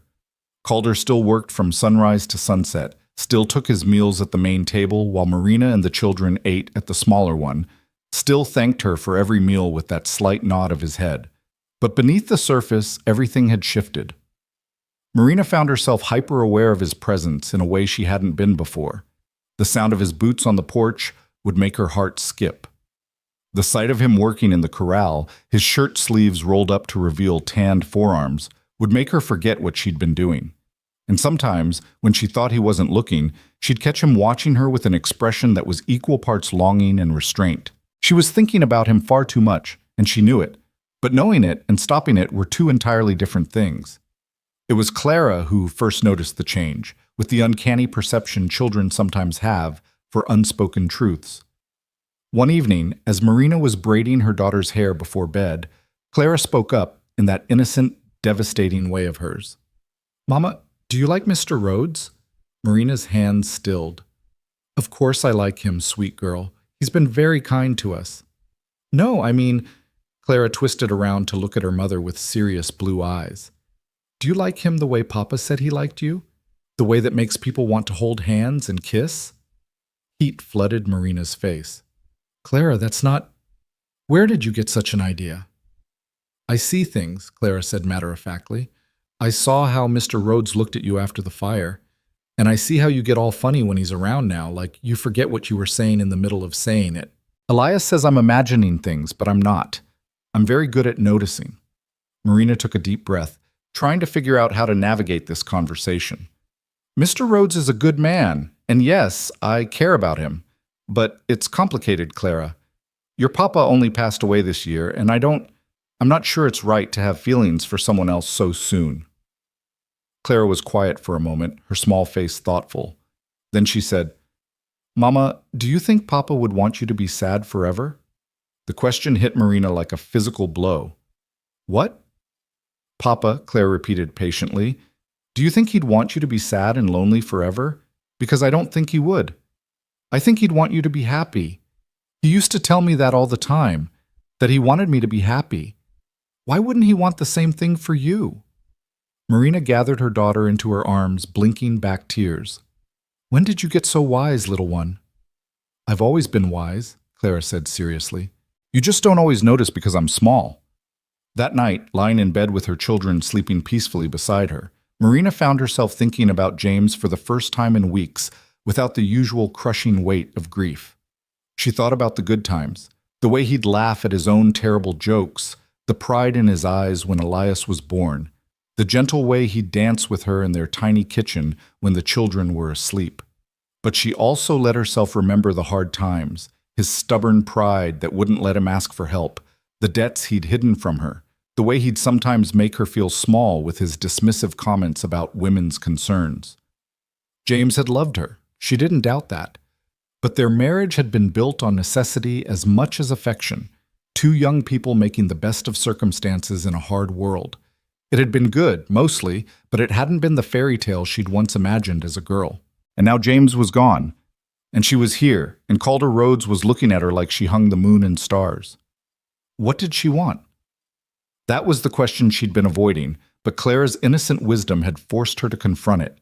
Did she want to spend the next 7 years as Calder's employee and nothing more, maintaining proper distance and appropriate boundaries? Did she want to keep her heart locked away in grief and caution, afraid to risk feeling anything for fear of being hurt again? Or did she want to be brave? Did she want to take the terrifying, exhilarating step towards something new? Marina didn't have an answer yet, but she was starting to realize that the question itself was important, that asking it meant she was healing, moving forward, choosing life instead of just surviving it. The answer came sooner than she expected, though not in any way she could have anticipated. It was a Tuesday morning in early August when Marina heard the commotion from the barn, raised voices and what sounded like someone in pain. She was in the middle of kneading bread dough, but she wiped her hands on her apron and hurried outside, her heart already racing with worry. A small crowd had gathered near the barn, ranch hands, Dutch, and Calder, all clustered around something on the ground. As Marina drew closer, she realized with a sick jolt that the something was someone, a man lying in the dirt, his leg bent at an unnatural angle, his face twisted in agony. "What happened?" she demanded, pushing through the crowd. "Horse spooked and kicked him," Dutch said grimly. "It's bad, Mrs. Doyle. Real bad." The injured man was one of the younger ranch hands, a boy named Sam, who couldn't have been more than 16. His leg was clearly broken, the bone visible through a tear in his pants, and he was going into shock. His skin pale and clammy, his breathing shallow and rapid. "We need to get him to the doctor in town," one of the other men said. "But it's a 3-hour ride, and I don't know if he'll make it that long without dying from blood loss or shock," Marina finished. She'd seen injuries like this before, had helped her mother tend to them back when she was growing up on a farm where accidents were common and doctors were far away. "We need to stabilize the leg before we move him, or the broken bone will tear through the artery and he'll bleed out before we get halfway to town." Everyone turned to stare at her. Calder's eyes met hers across the injured boy, and she saw surprise there, but also trust. "Can you do it?" he asked simply. Marina swallowed hard. "I can try, but I'll need supplies. Clean cloth for bandages, straight boards for a splint, whiskey or something strong for the pain, and someone to hold him still because this is going to hurt like hell." "You heard her," Calder said, his voice cutting through the murmurs of the men. "Tommy, get the medical supplies from the house. Pike, find me the straightest boards you can. Dutch, bring the whiskey from my office. Move." The men scattered. Marina knelt beside Sam, placing a gentle hand on his forehead. "Sam, can you hear me?"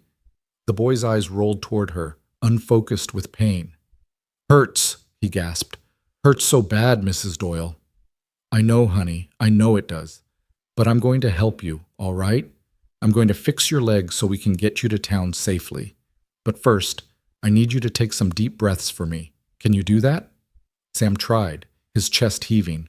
Calder moved to kneel on the boy's other side, and without being asked, he took Sam's hand in his own. "Squeeze my hand," Calder told him. "Hard as you need to. I've got you." By the time the supplies arrived, Marina had assessed the injury and formed a plan. It wasn't good. The break was compound, meaning the bone had pierced through the skin and there was significant bleeding. But if she could stabilize it and stop the worst of the bleeding, Sam had a chance. All right, she said, looking up at the circle of worried faces. Calder, Dutch, I need you two to hold him still. One at the shoulders, one at the hips. The rest of you, either help or give us room to work. This boy's life depends on what happens in the next few minutes. What followed was 30 minutes of the most intense, focused work Marina had ever done. She cleaned the wound as best she could with the supplies at hand, knowing that infection was almost as deadly as blood loss. She manipulated the broken bone back into alignment, a process that made Sam scream until his voice gave out and Calder had to fight to keep him from thrashing. She applied the splint with hands that shook from adrenaline but never wavered in their purpose. And through it all, she talked, to Sam, to herself, to God, maintaining a steady stream of words that seemed to anchor everyone through the crisis. You're doing so well, Sam. Just a little more, just hold on a little longer. That's it. You're so brave. Just breathe. Keep breathing. I've got you. We've all got you. When it was finally done, when the leg was splinted and bandaged and the bleeding had slowed to a manageable level, Marina sat back on her heels and discovered that she was shaking all over. Sam had passed out somewhere in the middle of the procedure, which was probably a mercy.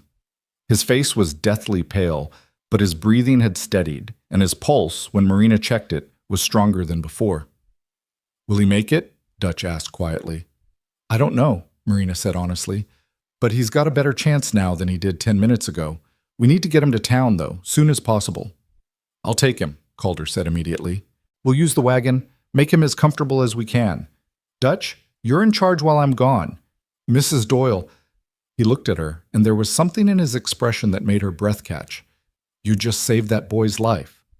Maybe, Marina said, or maybe I just delayed the inevitable. We won't know until... You saved his life, Calder repeated firmly, and I've never seen anything braver or more capable in all my days. Thank you. They loaded Sam carefully into the wagon, cushioning him with blankets and securing the splint so it wouldn't shift during the journey. Marina gave Calder careful instructions for the doctor, what she'd done, what she was worried about, what to watch for on the journey. And then the wagon was rolling out of the yard, carrying the unconscious boy toward town and whatever fate awaited him there. Marina stood watching until they disappeared from sight, only then becoming aware that her apron and dress were covered in blood.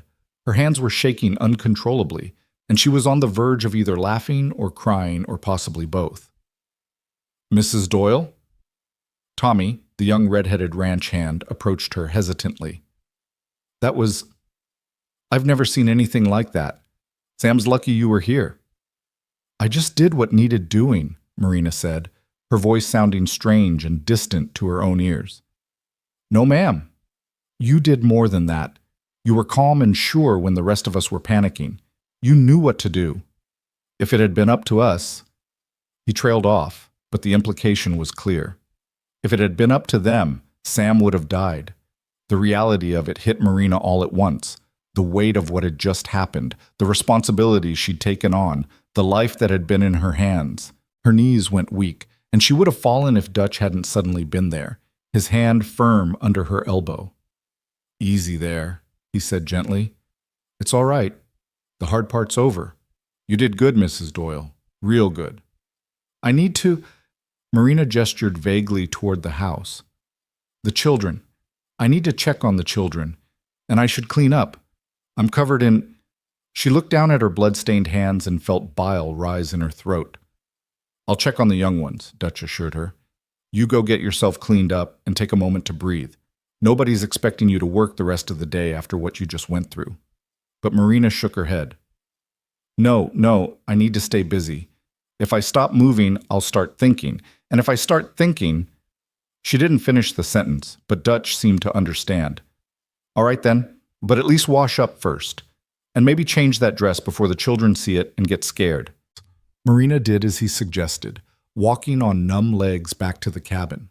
She found the children playing peacefully, Jonah napping in a patch of sunlight on the porch, Clara tending her garden, Elias helping repair a fence post under the supervision of one of the ranch hands. They hadn't seen what happened. They didn't know how close someone had come to dying today.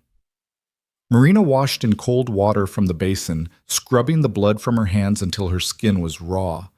She changed into a clean dress, pinned up her hair with trembling fingers, and tried to calm the racing of her heart.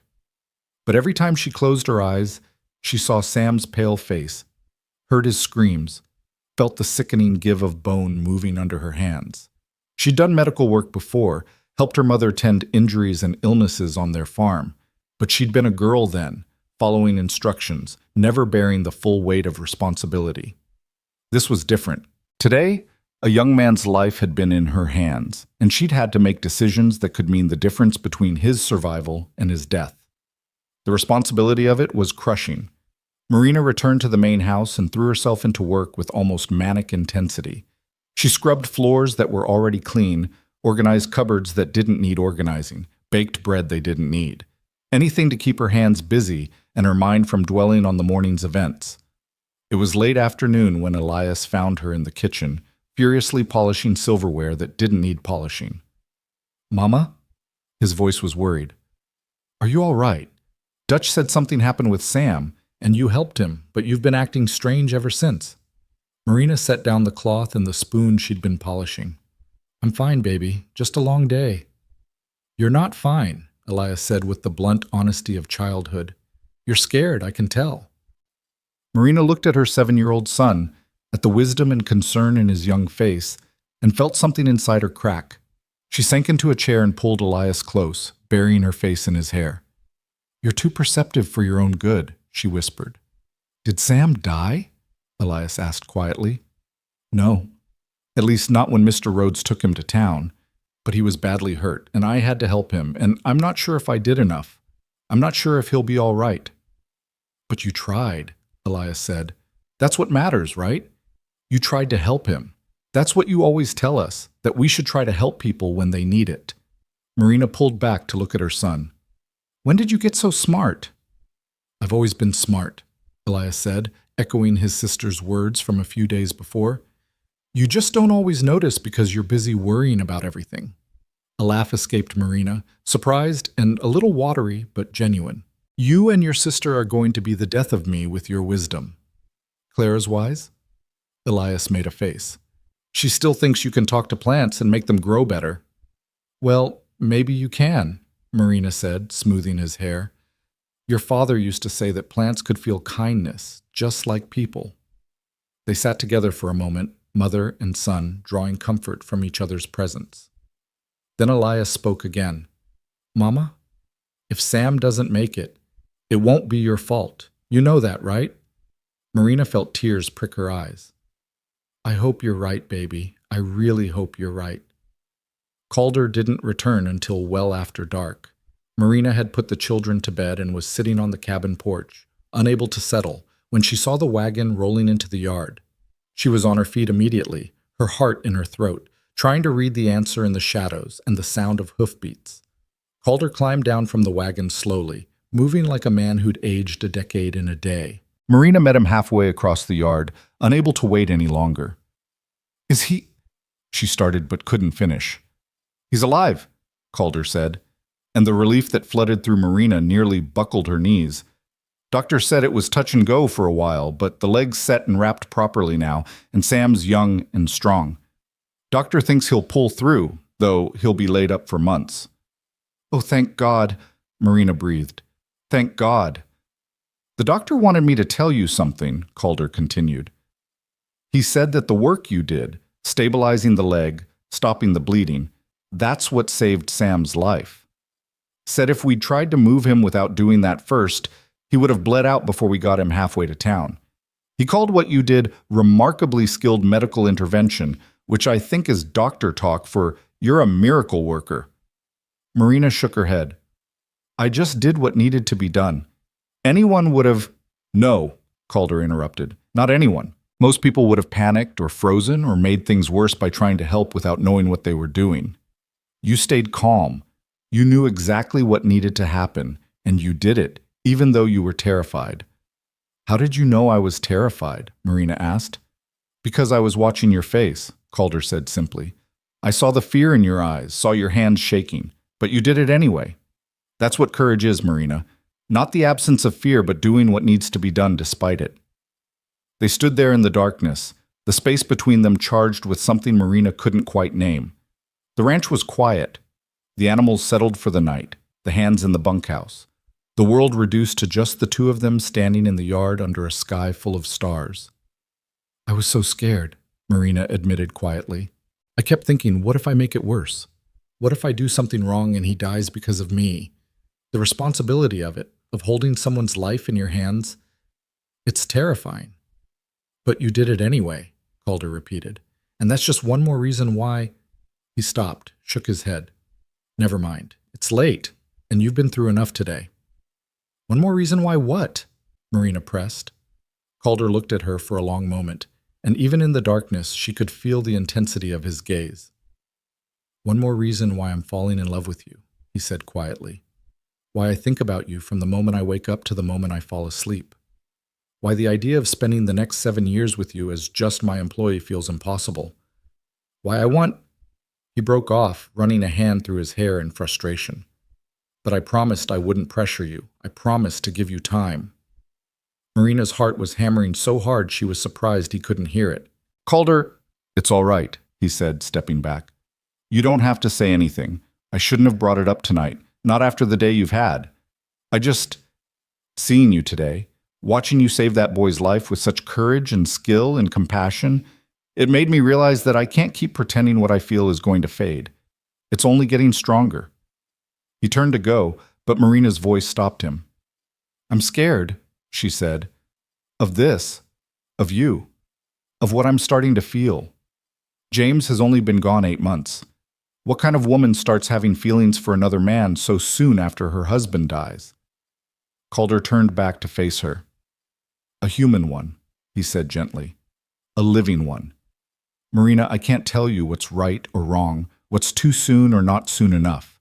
All I know is that life is short and uncertain. Sam learned that today. Your husband learned it when the cholera took him. I learned it when my mother was sold away from me and I never saw her again. We don't get guarantees about tomorrow, so all we can do is make the most of today. But what if I'm not ready? Marina whispered. What if I can't be what you need me to be? You already are, Calder said. You're strong and brave and kind. You're a wonderful mother. You work harder than anyone I've ever met. You saved a boy's life today with your bare hands and your courage. You're everything I need, Marina. The question is, am I what you need? Marina looked at him, really looked at him, at the strong lines of his face, weathered by sun and wind and hard work, at the gray eyes that watched her with such open honesty, at the hands that had held a terrified boy steady while she worked to save his life, at the man who had stepped forward on an auction block and said, I'll take all 4, when he could have walked away. And she realized that somewhere along the way, without quite meaning to, she'd started to fall in love with him too. I don't know if I'm ready, she said honestly, but I think I want to try, to see what this could be. If you're willing to be patient with me, if you understand that I'm going to be scared and uncertain and probably make mistakes along the way. The smile that broke across Calder's face was like sunrise, slow and warm and full of promise. I can be patient, he said. I can be anything you need me to be, as long as you're willing to give us a chance. I am, Marina said, and felt the truth of it settle into her bones. I am willing. Calder closed the distance between them in 3 long strides. He reached up and cupped her face in his hands, those rough, calloused hands that were somehow so gentle, and looked into her eyes with such tenderness that it made her want to cry. May I kiss you? He asked softly. Marina nodded, not trusting her voice, and then his lips were on hers, warm and firm and tasting of coffee and promise. It was a gentle kiss, restrained, asking rather than demanding. But beneath the gentleness was heat, passion held carefully in check out of respect for her hesitation. When they finally pulled apart, Marina was breathless and dizzy and more certain than she'd been about anything in a very long time. Oh, she whispered. Yeah, Calder agreed, his voice rough. Oh. They stood there, foreheads touching, breathing each other's air, and Marina felt something inside her chest bloom open, like Clara's garden flowers reaching for the sun. It was terrifying and exhilarating, and right in a way she hadn't expected to feel again. I should go, she said reluctantly. The children. I know. Calder stepped back, though his hand lingered on her cheek for just a moment longer. But Marina, thank you. For today. For saving Sam. And for this. For being brave enough to give us a chance. Marina walked back to the cabin on shaking legs, her lips still tingling from that kiss, her heart doing complicated things in her chest. She checked on the sleeping children, all three of them peaceful and safe, and then lay down in bed, staring at the ceiling in the darkness. Everything had changed today. Sam's injury had forced her to confront her own strength, her own capability, and Calder's kiss had forced her to confront her own heart, her own desires. She was falling in love with him, had probably been falling for weeks now, even if she'd refused to admit it. And instead of terrifying her, that realization filled her with hope. The days that followed took on a new quality, softer somehow, brighter, full of potential. Calder and Marina still maintained appropriate distance in front of the ranch hands and the children, still functioned in their respective roles as employer and employee. But now there were stolen moments, a brief touch of hands when he passed her a plate, a lingering look across the dinner table, quiet conversations on the porch after the children were asleep. They talked about everything, their pasts, their dreams, their fears. Calder told her about his mother, about the pain of losing her, about how it had shaped him into a man who valued family and loyalty above all else. Marina told him about James, about the good and the bad, about the guilt she sometimes felt for moving on so soon. "It's not betraying him to be happy," Calder assured her one evening as they sat side by side on the porch steps. "It's honoring the life you have, the life he'd want you to live." "That's what Clara said," Marina admitted. "My 5-year-old daughter is apparently wiser than I am." "Children often are," Calder said with a slight smile. "They haven't learned to complicate things the way we adults do." As August progressed, the ranch settled back into its routines. Sam was recovering well in town, according to the reports Calder brought back from his weekly trips. The storm damage was fully repaired. The horses were thriving, and several of the mares were pregnant, which meant Calder's breeding program was successful. And the household ran more smoothly than it ever had. Marina's touch was everywhere. In the organized pantry, the clean windows, the meals that appeared like clockwork, the mended clothes and polished furniture, and general sense of comfort that permeated the house. The ranch hands noticed too, often commenting that the place finally felt like a home again, instead of just a building where men slept and ate. It was Clara who noticed the change in her mother first, commenting one morning while Marina braided her hair that Mama seemed lighter somehow, like you're not carrying such heavy things anymore. Marina had hugged her daughter and said nothing, but she knew it was true. The crushing weight of grief and fear that had pressed down on her for months was slowly lifting, replaced by something that felt dangerously like joy. The children had noticed the growing connection between Marina and Calder too, though they reacted in different ways. Clara was delighted, often engineering reasons for her mother and Calder to be in the same place at the same time. Jonah, too young to fully understand, simply accepted Calder as a fixed presence in their lives, following him around and calling him Mr. Cal in his small voice. But Elias was struggling. Marina could see it in the way he'd go quiet when Calder was around, in the sudden distance he'd created between himself and the man he'd once followed everywhere. It came to a head one evening when Marina found him sitting alone behind the barn, tears streaming down his face. "Elias, baby, what's wrong?" She sat beside him, pulling him close. "Are you going to marry him?" Elias asked bluntly. "Mr. Rhodes?" Marina's breath caught. We haven't talked about marriage, Elias. Why would you think—" "I see how you look at each other," Elias said, his voice thick with tears. "I'm not stupid, Mama. I know what it means when people look at each other that way. And I know he's good to us. I know he saved us. But if you marry him, does that mean we're supposed to forget Papa?" "Oh, sweetheart." Marina's heart broke a little. "No, never. You could never forget your Papa, and I would never want you to. Your father loved you so much, Elias. He'll always be your father, no matter what happens." "But if Mr. Rhodes becomes our new Papa, he won't replace your father," Marina said firmly. "Nobody could do that. But Elias, people can love more than one person in their lives. The love I had for your father doesn't disappear just because he's gone. It's still here." She pressed her hand to her heart. "It's still real and important and part of who I am. But that doesn't mean I can't also have feelings for someone new. Does that make sense? Elias was quiet for a long moment, his face scrunched up in thought. I guess so, he finally said. I don't want to forget him, Mama. You won't, Marina promised. We won't. We'll tell stories about him, remember the good times, honor his memory.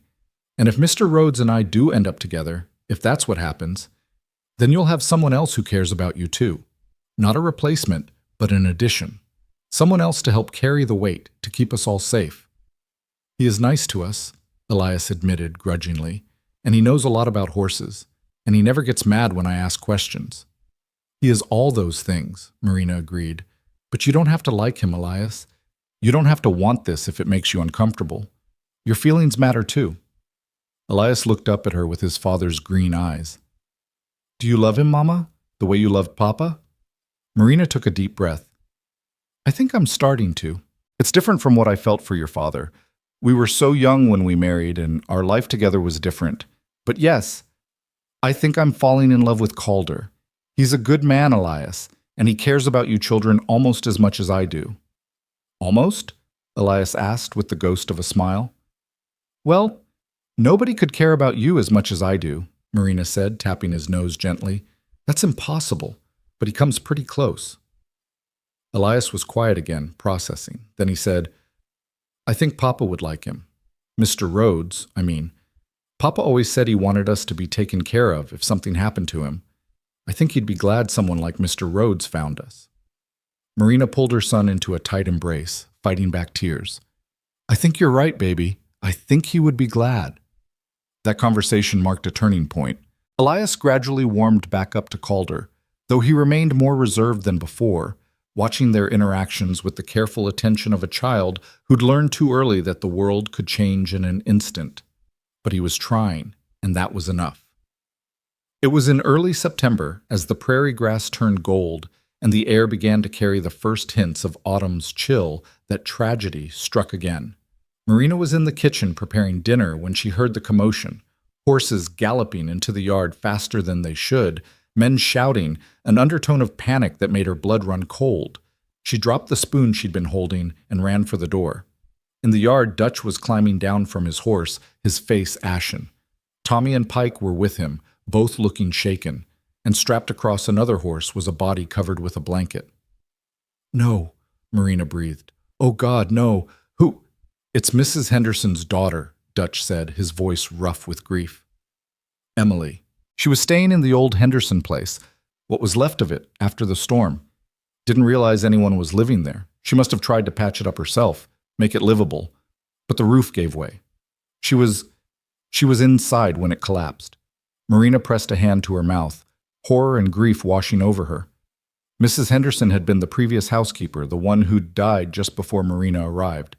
Her daughter Emily had been mentioned occasionally, a woman in her 40s who'd been living in town, estranged from her mother for reasons nobody seemed to know. Is she... Marina couldn't finish the question. Dead, Dutch said flatly. Been dead for a few hours at least by the time we found her. Went looking when one of the neighboring ranchers mentioned seeing smoke from a chimney in the old Henderson place. Found her trapped under the collapsed beam, already gone. Calder emerged from the barn, took one look at the scene, and his face went hard. Get her down from there, he ordered. Bring her to the house. Mrs. Doyle will need... I'll prepare a room, Marina said immediately, already moving toward the house. We can't leave her in the barn like an animal. She deserves dignity. They laid Emily Henderson out in one of the upstairs bedrooms, and Marina cleaned her as best she could, washing away the dust and blood, arranging her hands peacefully across her chest. It was grim work, but necessary work, and Marina did it with the same focus and care she'd shown when treating Sam's injury. When it was done, when Emily was as presentable as possible, Marina stood beside the bed and said a quiet prayer for a woman she'd never met. A woman who'd died alone in a broken-down house, estranged from family, trying to make a home in the ruins of her mother's legacy. It was a stark reminder of how quickly life could change, how fragile existence really was. That night, after the undertaker had been summoned from town, after the ranch hands had returned to their normal routines, after the children were safely in bed with no knowledge of the day's tragedy, Marina found Calder sitting on the porch steps, staring out at the darkness. She sat beside him without speaking, simply offering her presence. After a long moment, he reached over and took her hand, threading his fingers through hers. "Life's short," he said quietly. "Too short to waste time being careful and cautious and afraid." "I know," Marina said. "I've been thinking about something," Calder continued. "About us. About what I want for the future." Marina's heart began to race. "What have you been thinking?" Calder turned to face her, his storm-gray eyes serious in the moonlight. "Marry me," he said simply. "Not 7 years from now when your contract's up. Now, soon. Marry me and let me be a father to your children. Let me love you openly instead of in stolen moments. Let me give you the life you deserve, not as my employee but as my wife, my partner, my equal." Marina's breath caught. "Calder, that's a big step. Are you sure?" "I've never been more sure of anything," he said. "I know it's fast. I know people will talk. But Marina, today proves something to me. Life doesn't wait for us to be ready. It doesn't care if we think it's too soon or what people might say. Emily Henderson died alone in a broken house, and it made me realize I don't want to waste another day pretending I don't want to spend the rest of my life with you." Tears were streaming down Marina's face now. "I'm scared," she whispered. "So am I," Calder admitted. "But I'd rather be scared with you than safe without you. So what do you say, Marina Doyle? Will you marry me?" Marina looked at this man, this rough, kind, honest man who'd saved her and her children, who'd given them a home and dignity and hope. She thought about James, about the life they'd had, and the grief she'd carried. She thought about her children, about the future she wanted for them. And she thought about herself, about the woman she was becoming, about the courage it took to say yes to love after loss. "Yes," she said, the word coming out strong and sure despite her tears. "Yes, I'll marry you." Calder's smile was brilliant, transforming his usually serious face into something almost boyish with joy. He pulled her into his arms, and this time when he kissed her, there was nothing restrained about it. It was passionate and tender and full of promise. When they finally pulled apart, both breathless and grinning like fools, Marina said, "The children, we need to tell them. And we need to figure out when and how soon," Calder said firmly. "As soon as we can arrange it. I don't want to wait, Marina. I've waited long enough." "Soon," Marina agreed and felt joy bubble up in her chest, bright and warm and entirely unexpected. Life was short and uncertain and sometimes cruel. But sometimes, if you were brave enough to reach for it, it was also beautiful. And Marina Doyle, who'd stood on an auction block 8 weeks ago, certain she'd lost everything, was finally brave enough to believe she deserved that beauty. The morning after Calder's proposal, Marina woke before dawn with her heart racing and a mixture of terror and exhilaration coursing through her veins. She lay in bed for a moment, listening to the peaceful breathing of her children, and tried to process the enormity of what she'd agreed to.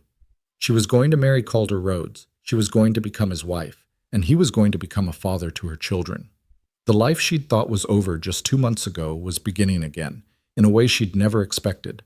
But first, they had to tell the children. Marina rose quietly, dressed, and started her morning routine with hands that trembled slightly. By the time the children woke, she had breakfast ready and was trying to calm her nerves with deep breaths and silent prayers. Today would change everything, and she needed to do this right. "Mama, you're being funny again," Clara observed over her eggs. "All fluttery and distracted." "Did something happen?" "Actually, yes," Marina said, setting down her fork and looking at all 3 of her children.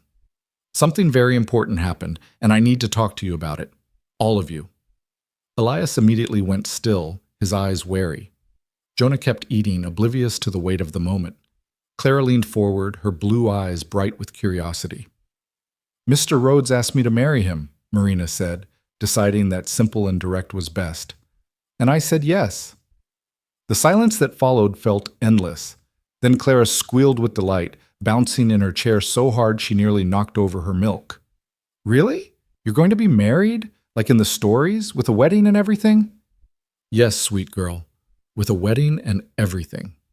"Can I wear a pretty dress?" Clara demanded. "And flowers in my hair and—" "Clara, hush," Elias interrupted, his voice tight. He was staring at his mother with an expression that was hard to read. When? When is this happening? Soon, Marina said gently. Very soon. Mr. Rhodes and I don't want to wait. Because you love him? Elias asked, and there was something challenging in his tone. Yes, Marina said honestly. Because I love him, and because he loves me, and because he loves all of you too, even if he hasn't said it in so many words. He wants to be a family with us, Elias. A real family. We're already a real family, Elias said, his jaw set stubbornly. We don't need him to make us real. You're right, Marina agreed, keeping her voice calm. We are a real family, the four of us. But Elias, families can grow. They can include new people without erasing the old ones. Your father will always be your father. Nothing can change that. But Mr. Rhodes can be something too, not a replacement, but something additional. Someone who cares about you, who wants to help raise you, who wants to give you opportunities and safety and love. What if I don't want that? Elias's voice cracked, and Marina saw tears gathering in his eyes. What if I just want things to stay the way they are? Marina moved around the table and knelt beside his chair, taking his hands in hers. I know change is scary, baby. I know you've been through so much already this year, and it feels like everything keeps shifting under your feet. But Elias, this is a good change.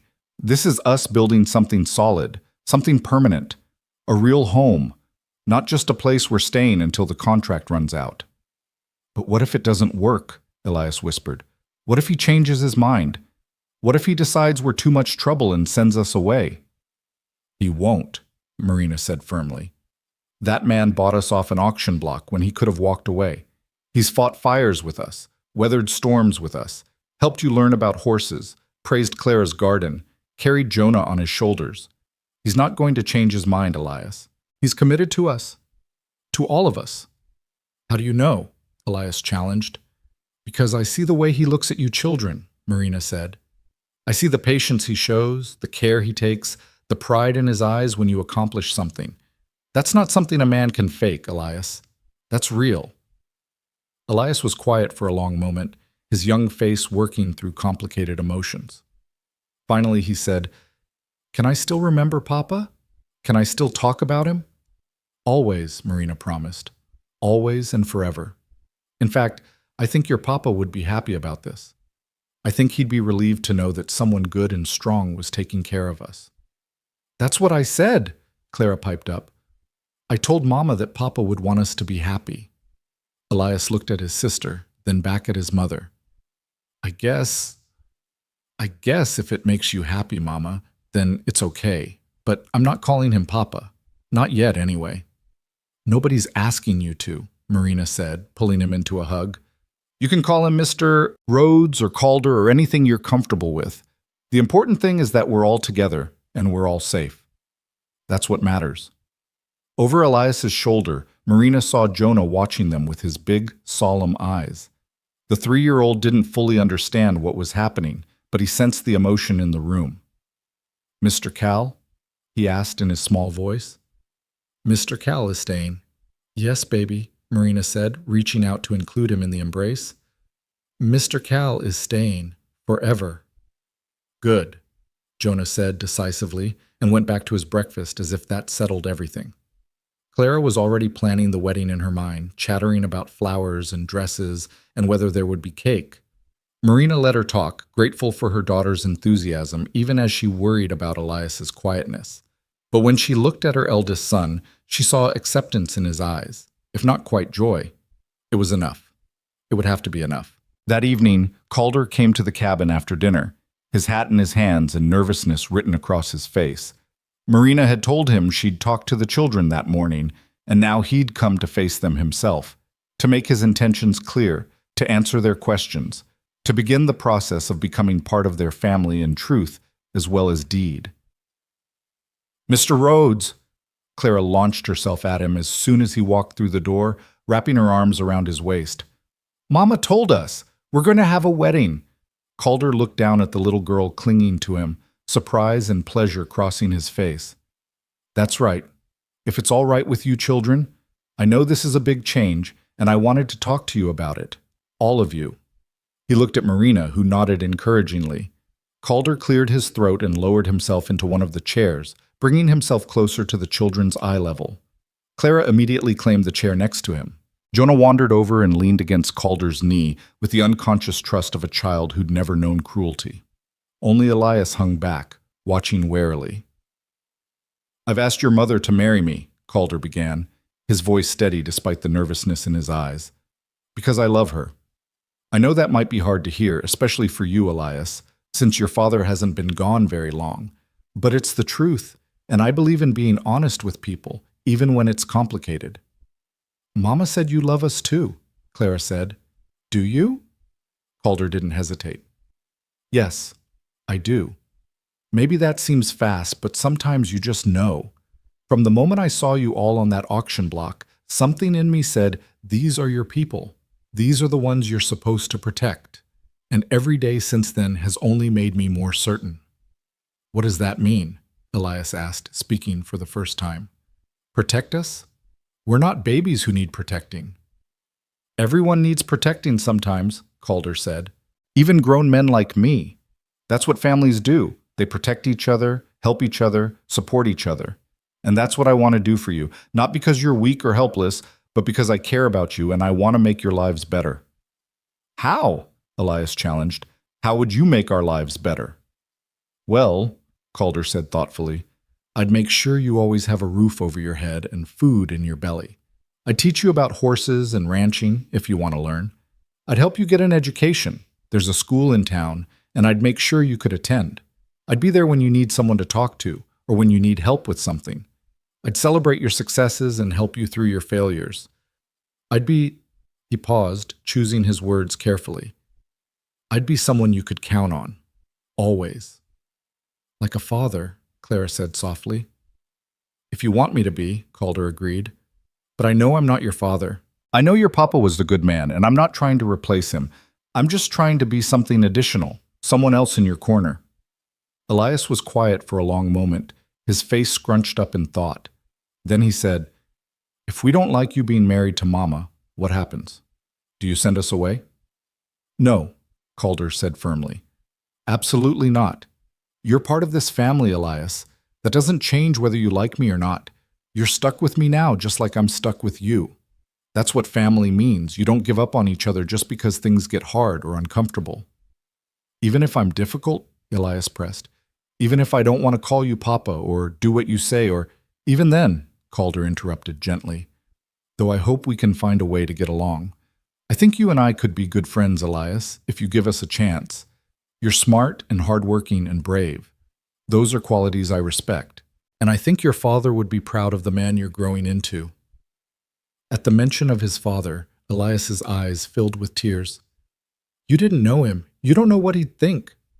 "You're right," Calder acknowledged. "I didn't know him, but I know he loved you because your mother has told me so. And I know he'd want you to be happy and safe. So I'm asking you to give me a chance, Elias, not to replace your father, but to be someone who cares about you and wants good things for you. Can you do that?" Elias looked at his mother, who nodded encouragingly. Then he looked back at Calder and said in a small voice, "I guess I can try." "That's all I'm asking," Calder said. "Just try. And if you have concerns or complaints, or you need to talk about something, you come to me directly. Deal?" Elias nodded slowly. "Deal." "Good." Calder held out his hand, and after a moment's hesitation, Elias shook it, a solemn, grown-up gesture that made Marina's throat tighten with emotion. "Can I be in the wedding?" Clara asked, unable to contain herself any longer. "Please, I want to wear flowers and throw petals, and—" "You can absolutely be in the wedding," Calder assured her with a smile. "All three of you will be part of it. It's not just your mother and me getting married, it's all of us becoming a family together. That means you're just as important as we are." "When is it happening?" Clara demanded. "Soon," Calder said, looking at Marina. "We were thinking in about 3 weeks, if we can arrange it. There's a pastor in town who could perform the ceremony, and we could have a small gathering here at the ranch. Nothing fancy, just something simple and meaningful. Does that sound all right?" Marina nodded, her eyes bright with tears. "That sounds perfect." The next 3 weeks passed in a whirlwind of activity. There were arrangements to be made, though Calder was true to his word about keeping things simple. The pastor from the small church in Lawrence agreed to come out to the ranch to perform the ceremony. Dutch and the ranch hands threw themselves into preparations with surprising enthusiasm, cleaning and decorating the barn for the reception, planning a feast, even constructing an arbor from cottonwood branches and whatever flowers they could find on the prairie. Marina sewed a new dress for herself. Nothing fancy, just a simple blue cotton that brought out her eyes, but it was clean and new and hers. She made new dresses for Clara too, and a new shirt for Elias and Jonah. The children were excited now, even Elias, who had gradually warmed to the idea as he watched Calder go out of his way to include them in everything. Word spread through the neighboring ranches, and to Marina's surprise, people wanted to come. The county harvest dance was scheduled for the week before the wedding, and Calder suggested they attend, not just to socialize, but to introduce Marina properly as his future wife, to show the community that she was more than just his housekeeper. Marina was nervous about the dance. She hadn't been to a social gathering since James died, and she worried about what people would say. A widow remarrying after only 8 months? Some would call it scandalous. Some would whisper that she'd been carrying on with Calder all along, that maybe the debts and the auction had been convenient excuses to fall into a wealthy rancher's arms. "Let them talk," Calder said when she voiced these concerns. "People always talk. What matters is the truth. That I saw a woman and her children in trouble, that I helped because it was the right thing to do, and that somewhere along the way, I fell in love. There's nothing shameful in that." "But what if they're cruel to the children?" Marina worried. What if someone says something that hurts them?" "Then I'll deal with it," Calder said firmly. "And so will you. Marina, you're one of the strongest people I've ever met. You can handle whatever anyone throws at you, and the children are resilient. They'll be fine." The night of the harvest dance arrived cool and clear, with autumn stars brilliant overhead. Marina dressed carefully in her new blue dress, pinned up her hair, and tried to calm her racing heart. The children were staying at the ranch with Dutch, who'd volunteered to watch them with surprising gentleness. It would be just Marina and Calder, facing the community together. The dance was held in the town hall, a large wooden structure that had been decorated with paper lanterns and bunting. As they walked in, conversation stuttered and stopped, heads turning to watch them enter. Marina felt the weight of dozens of eyes, heard the whispers starting, and had to fight the urge to turn and flee. But then Calder's hand was at her back, steady and warm, and his voice was low in her ear. "You're beautiful. You're strong. And you're mine. Let them look." The evening was awkward at first. Some people were friendly. Mrs. Thornhill, who'd bid on Marina at the auction, came over immediately to congratulate them. The doctor who'd treated Sam sought them out to thank Marina again for her quick thinking, but others were less kind. Marina heard the whispers, saw the judgmental looks, endured the subtle cuts that people could deliver with just a raised eyebrow or a turned back. It was Pike's wife who finally said something out loud. The woman, a sharp-featured, sour-faced creature named Judith, approached them at the refreshment table and said, loud enough for others to hear, "Well, Mrs. Doyle, I must say, you've certainly landed on your feet remarkably quickly, from the auction block to the altar in less than 3 months. Some might call that opportunistic." The words hung in the air like poison. Marina felt her face flush, felt the humiliation crawl up her spine. She opened her mouth to respond, though she had no idea what to say, when Calder stepped forward. "Mrs. Pike," he said, his voice cold as winter ice, "I'm going to give you one chance to apologize to my future wife, one chance to take back those words and walk away. Because if you don't, you and your husband are going to be looking for employment elsewhere. I don't tolerate cruelty on my ranch, and I certainly don't tolerate anyone insulting the woman I love." Judith Pike's face went white, then red. "You can't just—" "I can," Calder interrupted, "and I will. Now, do you have something to say to Mrs. Doyle?" The hall had gone silent. Everyone was watching. Judith looked around, realized she had no support, and muttered something that might have been an apology before hurrying away. Pike himself, who'd been standing nearby, gave Calder an apologetic nod and followed his wife. The tension broke. Conversation resumed, though more subdued now. and Marina realized that Calder had just drawn a line in the sand, had made it clear that she was under his protection, that anyone who wanted to hurt her would have to go through him first. "Thank you," she whispered. "Nothing to thank me for," Calder said. "You're going to be my wife. That means we stand together, always." As the evening progressed, more people approached to offer genuine congratulations. The story of how Marina had saved Sam's life had spread, and several ranchers made a point of thanking her, saying they'd sleep easier knowing someone with medical skills was in the area. By the time the dancing started, Marina was feeling more relaxed, more accepted. "Dance with me," Calder said, offering his hand. Marina hesitated. "I haven't danced since James died. I'm not sure I remember how." "Then I'll lead," Calder said simply. "Trust me." She took his hand and he led her onto the floor as the fiddlers struck up a waltz. For a moment, Marina stumbled, uncertain, but then Calder's arm was around her waist, strong and sure, and his hand was holding hers with gentle firmness. "Just follow me," he murmured, "one step at a time." They moved together, finding their rhythm, and Marina felt something in her chest loosen and expand. Around them, other couples danced, lantern light flickering across their faces. Someone was laughing. The fiddles sang. And in Calder's arms, Marina felt safe and cherished and finally home. "I love you," she said quietly, the words coming easily for the first time. "I know I haven't said it enough, but I do. I love you, Calder Rhodes." His smile was brilliant, transforming his usually serious face. "I love you too, Marina. More than I knew it was possible to love someone. You and those children, you're my whole world now." They danced until the music ended, until other couples began to leave, until it was clear the evening was winding down. As they walked back to the wagon, Marina felt lighter than she had in months. The whispers and judgment still stung, but they mattered less now. What mattered was the man beside her, the children waiting at home, the family they were building together. The wedding took place on a Saturday afternoon in late September, under an arbor that Dutch and the ranch hands had constructed in the yard between the house and the barn. The weather was perfect, cool but not cold, with a brilliant blue sky and the prairie grass golden in the autumn sun. The pastor stood waiting, his Bible in hand, while a small crowd of neighbors and friends gathered to witness. Marina stood in the cabin, her hands trembling as she pinned up her hair one more time.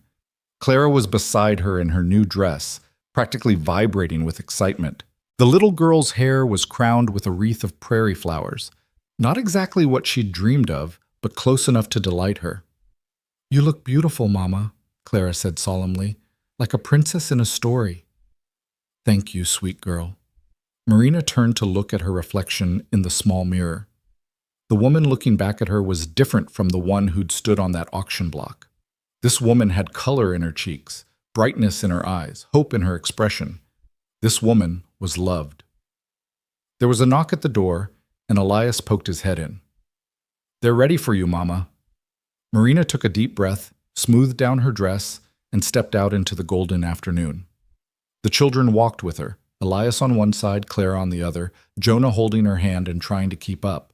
As they approached the arbor, Marina saw Calder waiting for her, and her breath caught.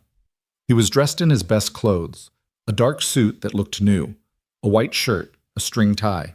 His hair was neatly combed, his face freshly shaved, but it was his expression that undid her, the love and pride and joy written so clearly across his features that there could be no doubt about his feelings. The pastor began the ceremony, speaking about love and commitment and the sacred bond of marriage. But Marina barely heard the words. She was too focused on Calder's face, on his hands holding hers, on the steady presence of her children beside her. When it came time for vows, Calder spoke first. "Marina," he said, his voice steady and sure, "I promise to love you and honor you for all the days of my life. I promise to be a father to your children, to protect them and guide them and give them every opportunity I can. I promise to build a life with you, not perfect, but honest and true. I promise to stand with you through whatever comes, good or bad.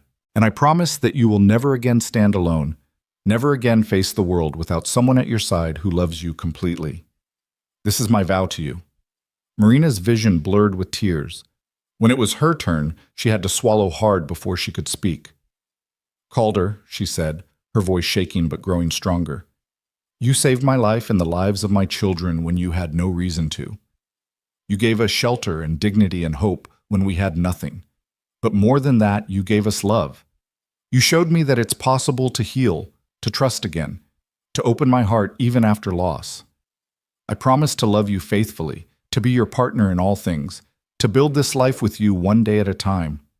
I promise to honor what we're creating, not just a marriage, but a family. And I promise that you will always have a home in my heart, as you've given me a home here. This is my vow to you." "Then by the power vested in me," the pastor said, "I now pronounce you husband and wife. Calder, you may kiss your bride."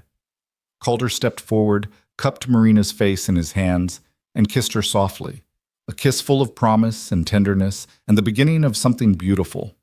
Around them, people cheered and clapped. Clara squealed with delight. Even Elias was smiling, his eyes bright with unshed tears. When they finally pulled apart, Calder turned to the children. "Come here," he said, "all of you." They gathered close, and Calder knelt so he was at their eye level. "Today isn't just about your mother and me," he said. "It's about all of us. We're a family now, officially and forever. And I want to make a promise to each of you too." He looked at Elias first. "I promise to teach you everything I know about ranching and horses and being a good man. I promise to listen when you need someone to talk to and to give you space when you need to figure things out on your own. I promise to respect your father's memory and never try to replace him. And I promise to always, always be proud of you." Elias nodded, his throat working. "Thank you," he whispered. Calder turned to Clara. "I promise to encourage your garden and your dreams. I promise to answer all your questions, even the ones that come at bedtime when I'm exhausted. I promise to make you laugh and catch you when you fall. And I promise that you'll always have flowers on your birthday, no matter what." Clara threw her arms around his neck, nearly knocking him over. "I love you, Mr. Rhodes." "I love you too, Clara Bell," Calder said, using the nickname he'd given her. He looked at Jonah last. "And you, little man. I promise to keep you safe and warm and fed. I promise to teach you about the horses when you're big enough. I promise to carry you when your legs get tired and to tell you stories at bedtime. And I promise that you'll never have to wonder if you belong, because you do. You belong with us." Jonah, not entirely understanding but responding to the emotion in Calder's voice, leaned forward and patted Calder's cheek with his small hand. "Mr. Cal," he said contentedly. Marina watched this scene through tears, her heart so full it felt like it might burst. This was it, the moment when they truly became a family, not because of legal contracts or employment arrangements, but because of love freely given and received. The reception that followed was joyful and chaotic. Dutch had organized a feast, roasted beef, fresh bread, vegetables from Clara's garden, and 3 different kinds of pie. The ranch hands played music, and people danced in the yard as the sun sank toward the horizon. Children ran shrieking through the crowd. Neighbors who'd been skeptical at the dance now offered genuine congratulations. Even Pike's wife managed a stiff smile and a nod. As evening fell and lanterns were lit, Calder pulled Marina aside. "There's something I want to give you," he said. "A wedding present. Come with me." He led her to the barn where something large sat covered by a tarp. The children followed, curious, along with several of the ranch hands. Calder pulled off the tarp with a flourish, revealing a beautifully crafted sleigh, polished wood, curved runners, padded seats, and designs carved into the sides.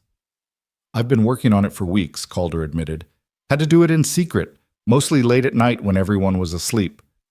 Thought it might be nice for winter, for taking the family into town, or just for rides across the prairie when the snow comes. Something special for all of us to share." Marina stared at the sleigh, overwhelmed. "Calder, it's beautiful. But when did you have time to—" "I made time," he said simply. "Because you're worth it. Because this family is worth it. Because I want to build a life with you, Marina, full of ordinary moments and special ones. And this," he gestured to the sleigh, "this is for the special ones. For Christmas mornings and first snows and any other time, we want to remember that we chose this. That we chose each other." Marina threw her arms around him, not caring that people were watching, and kissed him soundly. Thank you, she whispered against his lips. For everything. For saving us. For loving us. For giving us a future. Thank you for saying yes, Calder murmured back. For taking a chance on a rough cowboy who had no business thinking someone like you could love him. I do love you, Marina said, more than I ever thought possible. The celebration continued long into the night. Marina danced with Calder, with Dutch, with several of the neighboring ranchers who wanted to welcome her properly to the community. The children played until they were exhausted, and one by one they fell asleep in various corners. Clara curled up on a hay bale, Jonah in Dutch's arms, even Elias eventually dozing off against the barn wall. As the last guest departed and the ranch hands headed to the bunkhouse, Marina and Calder gathered their sleeping children and carried them to the cabin. But at the door, Calder hesitated. Actually, he said, I was thinking, maybe tonight we put the children in the cabin and you come stay in the main house. With me. As my wife. Marina looked at the house. Her house now, as much as Calder's, and nodded. Let me get them settled first. Make sure they're comfortable and safe. Then I'll come to you. She tucked each child into bed with gentle hands and whispered prayers. Elias stirred as she kissed his forehead, his eyes opening sleepily. Mama? Is everything different now? Yes, baby, Marina said softly. Everything's different, but different in a good way. You're safe, Elias. We all are. And we're going to stay that way. Promise? Elias whispered. Promise, Marina said firmly. Now sleep. Tomorrow's a new day, and we'll face it together. She left a lamp burning low and walked across the yard to the main house, where Calder waited on the porch. The night was cool and clear, stars brilliant overhead, and Marina felt peace settle into her bones. This was home. This was family. This was the life she'd never dared to dream of when she'd stood on that auction block, certain she was losing everything. Calder took her hand and led her inside, up the stairs to the room that would now be theirs. And as he closed the door behind them, as he pulled her into his arms and kissed her with all the passion and tenderness of a new husband, Marina sent up a silent prayer of thanks. For second chances, for unexpected salvation, for a cowboy who'd looked at a desperate woman with 3 children and said, I'll take all 4. For love that came when she'd stopped looking for it, stronger and truer than anything she'd known before. The months that followed brought changes, as all new beginnings do. The children adjusted to their new life with varying degrees of ease. Clara immediately and joyfully, Jonah without really understanding that anything had changed, and Elias more slowly but with growing acceptance. The ranch hands got used to calling Marina Mrs. Rhodes instead of Mrs. Doyle, though Dutch still sometimes slipped and called her ma'am, with a twinkle in his eye that suggested he was doing it on purpose. Winter came early that year, blanketing the prairie in snow by mid-November. And on Christmas Eve, Calder kept his promise about the sleigh. He bundled Marina and the children into it, wrapped them in warm blankets and buffalo robes, and drove them across the snow-covered ranchland under a sky full of stars. Clara shrieked with delight. Jonah clapped his hands and laughed. Even Elias smiled, a real, genuine smile that reached his eyes. And Marina sat beside her husband, watching her children's joy, and felt such happiness that it was almost painful. Thank you, she whispered to Calder over the children's excited chatter. For what? He asked, though his smile said he knew. For this, for all of it, for choosing us. Marina, Calder said, pulling the sleigh to a stop and turning to face her, I didn't choose you. I found you. There's a difference. You were meant to be mine, and I was meant to be yours. I'm convinced of that now. Everything that happened, all the pain and loss and struggle, it brought us to that auction block at exactly the right moment, and I'd do it all again every single day if it meant ending up here with you and these children. Marina kissed him then, soft and sweet, while the children made exaggerated gagging sounds and complained about grown-ups being mushy. And when they finally pulled apart, Calder cracked the reins and sent the sleigh flying across the snow, carrying them home through the winter night. Years later, when the children were grown and the story had been told and retold around countless dinner tables, people would ask Marina about that day on the auction block. They'd want to know what she'd felt, what she'd thought, whether she'd had any idea that the dusty cowboy pushing through the crowd would change her life forever. And Marina would smile and say that no, she hadn't known. She'd been too terrified, too focused on keeping her children close, too certain that she was losing everything that mattered. But she'd learned something that day, something that had shaped the rest of her life. She'd learned that salvation could come from unexpected places, that families could be built by choice as much as by blood, that love didn't follow rules or timelines or proper waiting periods, and that sometimes, when you'd lost everything and were standing on the edge of despair, someone might step forward and offer you not just rescue, but a second chance at life itself. Calder Rhodes had been that someone for her. The cowboy who'd looked at a desperate widow and her 3 children and seen not a burden, but a blessing. The man who'd paid more than they were worth so they could stay together. The husband who'd kept every promise he'd made on their wedding day, and then some.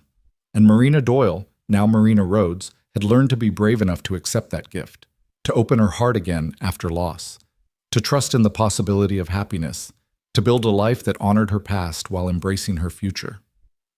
On that Christmas Eve, riding through the snow in the sleigh her husband had built with his own hands, surrounded by her children's laughter and her husband's love, Marina understood with perfect clarity that she was exactly where she was meant to be. They'd been sold, all 4 of them, on a hot August day in 1858, but they hadn't been bought by just anyone. They'd been claimed by the one man who would love them, protect them, and give them a home that was more than walls and a roof, a home that was built on foundation of respect and partnership and deep, abiding love. And that, Marina thought, as the sleigh carried them through the starlit night toward the warm lights of home, was the greatest gift of all. The end.